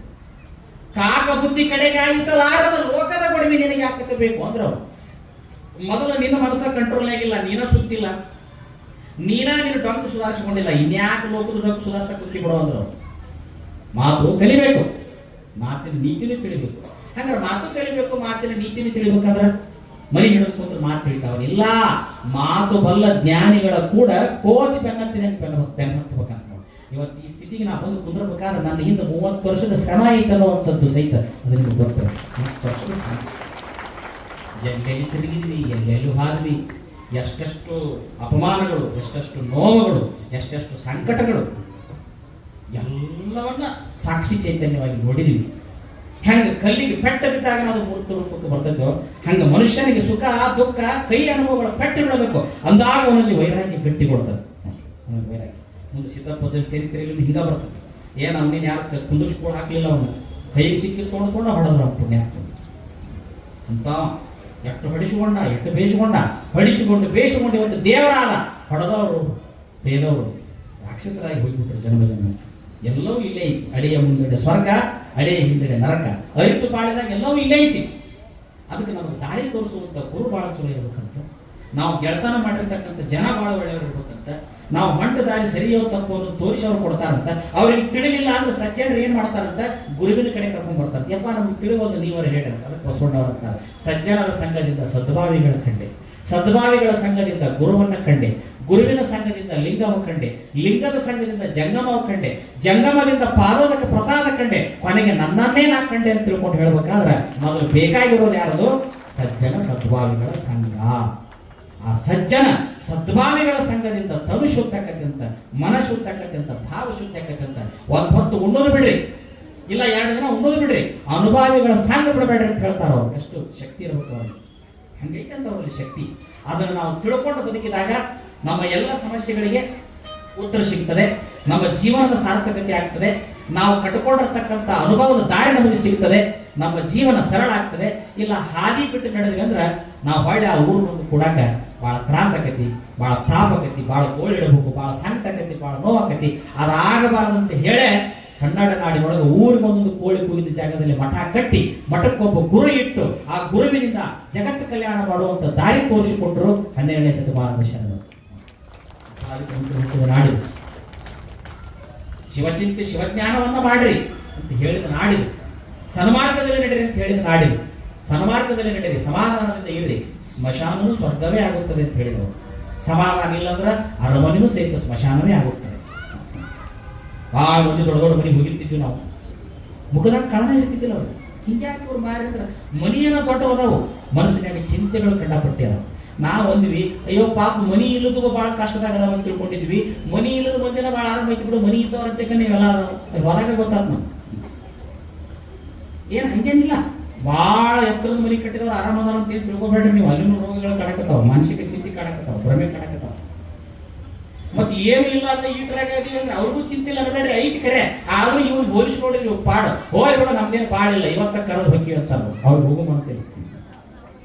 ಹೆಂಗ ಬಿಟ್ಟು ಹೋಗ್ಲೇನು ಅಂತ ಜೀವಗಳನ್ನ ಅವ್ರನ್ನ ಕಾಡ್ತದೆ, ಭಾವದ ಭ್ರಮೆ ಅವ್ರನ್ನ ಕಾಡ್ತದೆ. ಅದಕ್ಕಾಗಿ ಭಾವದ ಭ್ರಮೆ, ಮನಸ್ಸಿನ ಚಂಚಲತೆ, ಜೀವದ ಗುಣ, ಈ ಮೂರನ್ನ ಬಿಟ್ಟು ಬಂದಾಗ ಸದ್ಗುರುನಾಥ ನಮಗೆ ಬೆಟ್ಟಕ್ಕಾರ ಅನ್ನುವಂಥ ಮಾತನ್ನ ಶಾಸ್ತ್ರ ಗ್ರಂಥಗಳು ಹೇಳ್ತವೆ. ಅದಕ್ಕಾಗಿ ನಾವು ಇವತ್ತು ಅನುಭಾವಿಗಳ ಸಂಗತಿ ಬರಬೇಕಾಗಿದೆ. ಅದಕ್ಕೆ ತಾಯಿ ಸಿದ್ದಪ್ಪನಿಗೆ ನೋಡಪ್ಪ, ಬಾಲ್ಯಾವಸ್ಥೆ ಆಡ ನೀ ಹುಡುಗರು ಕೂಡ ಬೇಡ ಅಂತಲ್ಲ, ಆದ್ರೆ ಒಳ್ಳೆ ಮಕ್ಕಳು ಕೂಡ ಆಡು, ಒಳ್ಳೆ ಮಕ್ಕಳ ಜೊತೆ ಬೆರಿ, ಒಳ್ಳೆ ಮಕ್ಕಳು ಕೂಡ ಇರು. ನೀ ಕಲಸಕ್ರಿಯೆ ಆಗು, ನೀ ಆಚಾರ ಕರಸಾಗು, ನೀ ನೀತಿಗೆ ಪ್ರಭು ಆಗು, ನೀ ಮಾತಿನಲ್ಲಿ ಚೋಡ ಬಡಿಯಾಗು, ನೀ ಜ್ಯೋತಿಯ ಆಗು ಜಗಕ್ಕೆಲ್ಲ ಅನ್ನುವಂತ ಆ ಜನಪದ ಗರತಿಯ ಮಾತನ್ನ ತಾಯಿ ಆ ಸಿದ್ದೇಶ್ವರರಿಗೆ ಹೇಳ್ತಾ ಬೆಳೆಸ್ತಾ ಇದ್ದಾಳೆ. ಅಂತ ತಾಯಿಯ ಮಾತನ್ನು ಕೇಳಿ ಅಂಬೆಗಾಲಿ ತಾಡುತ್ತಾ ಬೆಳೆಯುತ್ತಾ ಬಾಲ್ಯಾವಸ್ಥೆಯನ್ನ ಕಳೀತಾ ಇದ್ದಾನೆ ಸದ್ಗುರುನಾಥ ಮಹಾಸ್ವಾಮಿ. ಆ ಬಾಲ್ಯಾವಸ್ಥೆಯಲ್ಲಿ ನಿತ್ಯವೂ ಕೂಡ ಸತ್ಕಾರ್ಯಗಳಲ್ಲಿ ತೊಡಗುತ್ತಾ, ಒಳ್ಳೆಯವರ ಗೆಳತನದಲ್ಲಿರುತ್ತಾ, ತಂದೆ ಕೂಡ ಮಠಕ್ಕೆ ಹೋಗುತ್ತಾ, ಮಠದಾಗಿನ ಗುರುಗಳ ಸೇವಾ ಮಾಡುತ್ತಾ, ಪ್ರತಿನಿತ್ಯ ಸ್ನಾನವನ್ನು ಮಾಡಿ ಭಸ್ಮವನ್ನು ಧರಿಸುತ್ತಾ, ಗುರು ಹಿರಿಯರ ಪಾದಕ್ಕೆ ನಮಿಸುತ್ತಾ, ಸತ್ಕಾರ್ಯಗಳೊಳಗ ಬಾಲ್ಯನಾದ ಸಿದ್ದಪ್ಪ ಬೆಳೀತಾ ಮುಂದೆ ಒಂದು ವಯಸ್ಸಿಗೆ ಬರ್ತಾನೆ. ಮುಂದೆ ಆತನಿಗೆ ಶಿಕ್ಷಣವನ್ನು ಕಲಿಸಬೇಕು, ಶಾಲೆಗೆ ಕಳಿಸ್ಬೇಕು, ಮುಂದೆ ಗುರುವಿನ ಹತ್ತಿರ ಕಳಿಸ್ಬೇಕು, ಗೌಟಿ ಶಾಲೆ ಶಿಕ್ಷಕರ ಹತ್ತಿರ ಕಳಿಸುವಾಗ ಏನಾಗ್ತದೆ, ಏನಿಲ್ಲ, ಏನೇನು ಘಟನೆಗಳಾಗ್ತವೆ ಅನ್ನುವಂಥದ್ದನ್ನು ಮತ್ತೆ ನಾವು ಮುಂದೆ ನೋಡೋಣ ಅನ್ನುವಂಥ ಮಾತನ್ನು ಈ ಸಂದರ್ಭದಲ್ಲಿ ಹೇಳ್ತಾ, ತಾವೆಲ್ಲ ಹೆಚ್ಚಿನ ಸಂಖ್ಯೆಯಲ್ಲಿ ಬರ್ತೀರಿ, ಸಂತೋಷ. ಆದರೆ ಬಹಳ ಲೇಟ್ ಆಗಿ ಬರ್ತೀರಿ. ನಮ್ದು ಏನು ತಿಳಿದಿದೆ ಅಂತ ನಾನು ನಿಮಗೆ ಕೇಳಬೇಕು. ಮೊದಲು ಬಂದ್ರೆ ಗೊತ್ತಾಗತ್ತೆ, ನಡುವು ಬಂದ್ರೆ ಅಂದ್ರೆ ಅರ್ಧಂಬರ್ಧ ಆಗಿಬಿಡ್ತದೆ, ಸುಮ್ಮನೆ ಬಿಟ್ಬಿಡೋದು ಬೇಸಿ. ಅದು ಅರ್ಧಂಬರ್ಧ ತಿಳಿದ್ಬಿಡ್ತೈತೆ, ಏನು ಗೊತ್ತಾಗೋದಿಲ್ಲ. ಅಡಿಗೆ ಮಾಡುವಾಗ ನೆಟ್ಟಿಗೆ ಪೂರ್ಣ ಮಾಡಿದ್ರೆ ಉಣ್ಣಾಕ ರುಚಿ ಆಗೈತಿ. ಅರ್ಧಂಬರ್ಧ ಮಾಡಿ ಒಂದು ಹಾಕಲಿಲ್ಲ ಅಂದ್ರೆ ಅಡಿಗೆ ನೆಟ್ಟಗೆ ಆಗೋದಿಲ್ಲ. ಅದಕ್ಕೆ ಕೇಳಾಕ್ ಬರ್ಬೇಕಾದ್ರೆ ಡೌಟ್ ಬಂದ್ರೆ ಈ ಆಯುಷ್ಯ, ಈ ಜನ್ಮ, ಆ ಪುಣ್ಯಾತ್ಮನ ಮಠ, ಈ ಊರ ಹದ್ದಿನಾಗ ಆಗಿದ್ದು ಸಾರ್ಥಕ ಆಕೈತಿ. ಇಲ್ಲಾಡ್ರಿ ಮತ್ತೆ ನಮಗೇನು ಸಂಬಂಧ ಇಲ್ಲ, ಅದು ಇರೋದಕ್ಕೆ ನಮ್ಮ ಪಾಡಿಗೆ ನಾವು ಟೈಮ್ ಸಿಕ್ಕಾಗ ಬರ್ತೀವಿ ಬಿಡ್ತೀವಿ ಅಂದ್ರೆ ಅದು ನಿಮಗ ನಮ್ಮ ಲಿಸ್ಟ್ನ್ಯಾಗ ಮಾತ್ರ ಹೆಸರು ಇರೋಲ್ಲ. ನಮ್ಮ ಲಿಸ್ಟ್ನ್ಯಾಗ, ಸಿದ್ದಪ್ಪನ ಲಿಸ್ಟ್ನ್ಯಾಗ ಹೆಸರು ಉಳಿಬೇಕಂದ್ರಿ ದೌಡ ಬರ್ಬೇಕು. ಒಂದ ತಾಸು ಹೇಳಬೇಕ, ಆ ಒಳ್ಳೆ ಮಾತುಗಳು ನಿಮಗೆ ಮುಡ್ತಾವ. ಯಾಕಂದ್ರೆ ಒಬ್ಬ ಪ್ರವಚನಕಾರ ಒಂದು ತಾಸು ಮಾತಾಡ್ಬೇಕಾದ್ರೆ ಅವರಿಗೆ 100 ಗ್ರಂಥಗಳ ಅಧ್ಯಯನ ಇರ್ತೈತೆ, ಅಲ್ಲಿ ಹಿಂದೆ 100 ಗ್ರಂಥಗಳು. ಅದಕ್ಕೆ ನೀವು ಬಹಳ ಪುಸ್ತಕಗಳನ್ನು ಓದೋದು ಬೇಡ. ಒಬ್ಬ ಪ್ರವಚನಕಾರರ ಮಾತನ್ನ ಭಕ್ತಿ ಶ್ರದ್ಧೆಯಿಂದ ಒಂದು ವಾರ 15 ದಿನ ಕೇಳಿಬಿಟ್ರೆ 100 ಪುಸ್ತಕ ಓದಿದ ಪುಣ್ಯ ಬರ್ತೈತೆ ಅಂತ ನಿಮಗೆ. ಆ 100 ಪುಸ್ತಕ ಓದಿ ಅರಗಿಸಿಕೊಡಾಕ ನಿಮ್ಗೆ ಆಯುಷ್ಯ ಎಷ್ಟು ಬೇಕಾಗಿತ್ತು ನೋಡ, ಆ ಸಮಯ ನಿಮಗೆ ಉಳಿದು ಡೆಪಾಸಿಟ್ ಆಗಿ ಮತ್ತೆ ನಿಮಗೆ ಒಳ್ಳೆಯ ಕಾರ್ಯಕ್ಕೆ ಅದು ಉಪಯೋಗ ಆಕೈತೆ ಅಂತ. ಮತ್ತೆ ಇಷ್ಟು ಸರಳ ಆಗೋ ಸಲುವಾಗಿನ ಇದನ್ನ ಹಚ್ಚಾರ ಅಂತ ಕಾರ್ಯಕ್ರಮ ಹಚ್ಚಿದ್ದೇನು. ನಿನಗೆ ಆಗೋದಿಲ್ಲಪ್ಪ ಓದಾಕ, ನಿನಗೆ ಆಗೋದಿಲ್ಲ ತಿಳ್ಕೊಳಕಂದ್ರೆ ತಿಳ್ಕೊಂಡವ್ರ ಅದರ ಅಲ್ಲಿ ಹೋಗಿ ಅನ್ನೋ ಸಲುವಾಗಿ ಅವ್ರು ಮಾಡ್ಯಾರ. ಮತ್ತೆ ಇಲ್ಲಿನೂ ನಾವು ಬರೋದಿಲ್ಲ ಅಂದ್ರೆ ತತ್ವ ಕಲಿಯಬೇಕು, ತತ್ವದ ಅರ್ಥ ತಿಳಿಯಬೇಕು. ತತ್ವ ಬಲ್ಲ ಮಹಾಜ್ಞಾನಿಯ ಕೂಡ ಕತ್ತಿ ಹಾಂಗ ಬೆನ್ನತ್ತಿರ್ಬೇಕಂತ. ತತ್ವ ತಿಳಿಬೇಕಂದ್ರೆ ಕತ್ತಿ ಬೆನ್ನತ್ಬೇಕಂತ ಅಂದ್ರೆ ತತ್ವ ತಿಳಿತೈತೆ ಅಂತ. ನಾವು ಮನಿ ಹಿಡಿದು ಕುಂತ್ರೆ ಎಲ್ಲರೂ ತತ್ವ ತಿಳಿತೈತೆ ಹೆಂಗಿಲ್ಲ. ಅದಕ್ಕಾಗಿ ಒಂದಿಷ್ಟು ಶ್ರಮ ಪಡ್ರಿ, ಇಷ್ಟು ಬೇಗ ಬರ್ರಿ. ಯಾಕಂದ್ರೆ ಪದೇ ನಮ್ಗೆ ಬರೋಕ್ಕಾಗೋದಿಲ್ಲ. ಏನೋ ಅವತ್ತಿನ ಮಾತು ಕೊಟ್ಟಿದ್ದೆ, ಅಜ್ಜನ ಮಠ ಕಟ್ಟಿದ ಅವ್ನು ಬರ್ತೀನಿ ಅಂತ ಹೇಳಿ ಒಳ ಬರೋಕ್ಕಾಗೋದಿಲ್ಲ. ಒಮ್ಮೆ ಬಂದ್ರೆ ಮತ್ತೊಮ್ಮೆ ಬರೋದೇ ಇಲ್ಲ ಆ ಜಗಕ್ಕೆ. 2 ಸಲ ಬಿಡೋಣ, 3ನೇ ಸಲ ನನ್ನ ಆಯುಷ್ಯದಾಗ ಆ ಜಗಕ್ಕೆ ಹೋದ ಇತಿಹಾಸನೇ ಇಲ್ಲ. ಏನೋ ಗಾಳಿ ಬೀಸಿದಾಗ ಕಾಳು ತೂರ್ಕೋಬೇಕಂತ, ಗಾಳಿ ಬಿಟ್ಟಲ್ಲಿ ಕಾಳು ತೂರಿಕೊಳ್ಳಿರಣ್ಣ. ನಾಳೆ ತೂರಿಹೇನೆಂದರೆ ನಿಮ್ಮ ಅಧೀನವಲ್ಲ ಕಾಣಿರಣ್ಣ. ಶಿವಶರಣರೆಂಬುದೊಂದು ಗಾಳಿ ಬಿಟ್ಟಾಗ ತೂರಿಕೊಳ್ಳಿ ಅಂತ ನಮ್ಮ ಅಬ್ಬಿಗರ ಚೌಡಯ್ಯ ಬಿಟ್ಟೈತಿ ಗಾಳಿ. ನೀವೇನು ಮಾಡೋದು ಬೇಡ, ಜೊಟ್ಟ ಆ ಗಾಳಿಗೆ ಹೆಂಗೆ ಹಾರ್ತಾವ ಹಂಗೆ ನೀವು ಇಲ್ಲಿ ಬಂದು ಕುಂದ್ರಿ, ನಿಮ್ಮ ಮನಸ್ಸಿನ ಗುಣಗಳೆಲ್ಲ ಹಾರ್ತಾವ, ಸದ್ಗುಣಗಳು ನಿಮ್ಮೊಳಗೆ ಉಳಿತಾವ, ಸಿದ್ದೇಶ್ವರನ ಜ್ಯೋತಿ ನಿಮ್ಮೊಳಗೆ ಕಾಣ್ತದೆ. ಅದಕ್ಕೆ ತಾವೆಲ್ಲ ಬೇಗ ಹೆಚ್ಚಿನ ಸಂಖ್ಯೆಯಲ್ಲಿ ಬಂದು ಈ ಕಾರ್ಯಕ್ರಮದ ಉಪಯೋಗವನ್ನು ಮಾಡಿಕೊಂಡು ಇಲ್ಲಿ ಹೇಳಲ್ಪಡುವ ಮಾತುಗಳನ್ನು ನಿಮ್ಮ ಮನಸ್ಸಿನೊಳಗೆ ಇಟ್ಟುಕೊಂಡು 1000 ಮಾತುಗಳನ್ನು ಕೇಳಿ 10 ಮಾತುಗಳನ್ನು ಅದರ ಬದುಕಿನೊಳಗೆ ತಂದ್ರೆ ಈ ಕಾರ್ಯಕ್ರಮ ನಿಮ್ಮ ಮನುಷ್ಯ ಜೀವನ ಸಾರ್ಥಕ ಅನ್ನುವಂಥ ಮಾತನ್ನು ಈ ಸಂದರ್ಭದಲ್ಲಿ ಹೇಳ್ತಾ ಮತ್ತೆ ನಾಳೆಯ ವಿಷಯದಲ್ಲಿ ಪ್ರವೇಶಿತರಾಗೋಣ. ಎಲ್ಲರಿಗೂ ಶುಭವಾಗಲಿ, ಮಂಗಳವಾಗಲಿ, ಶರಣ.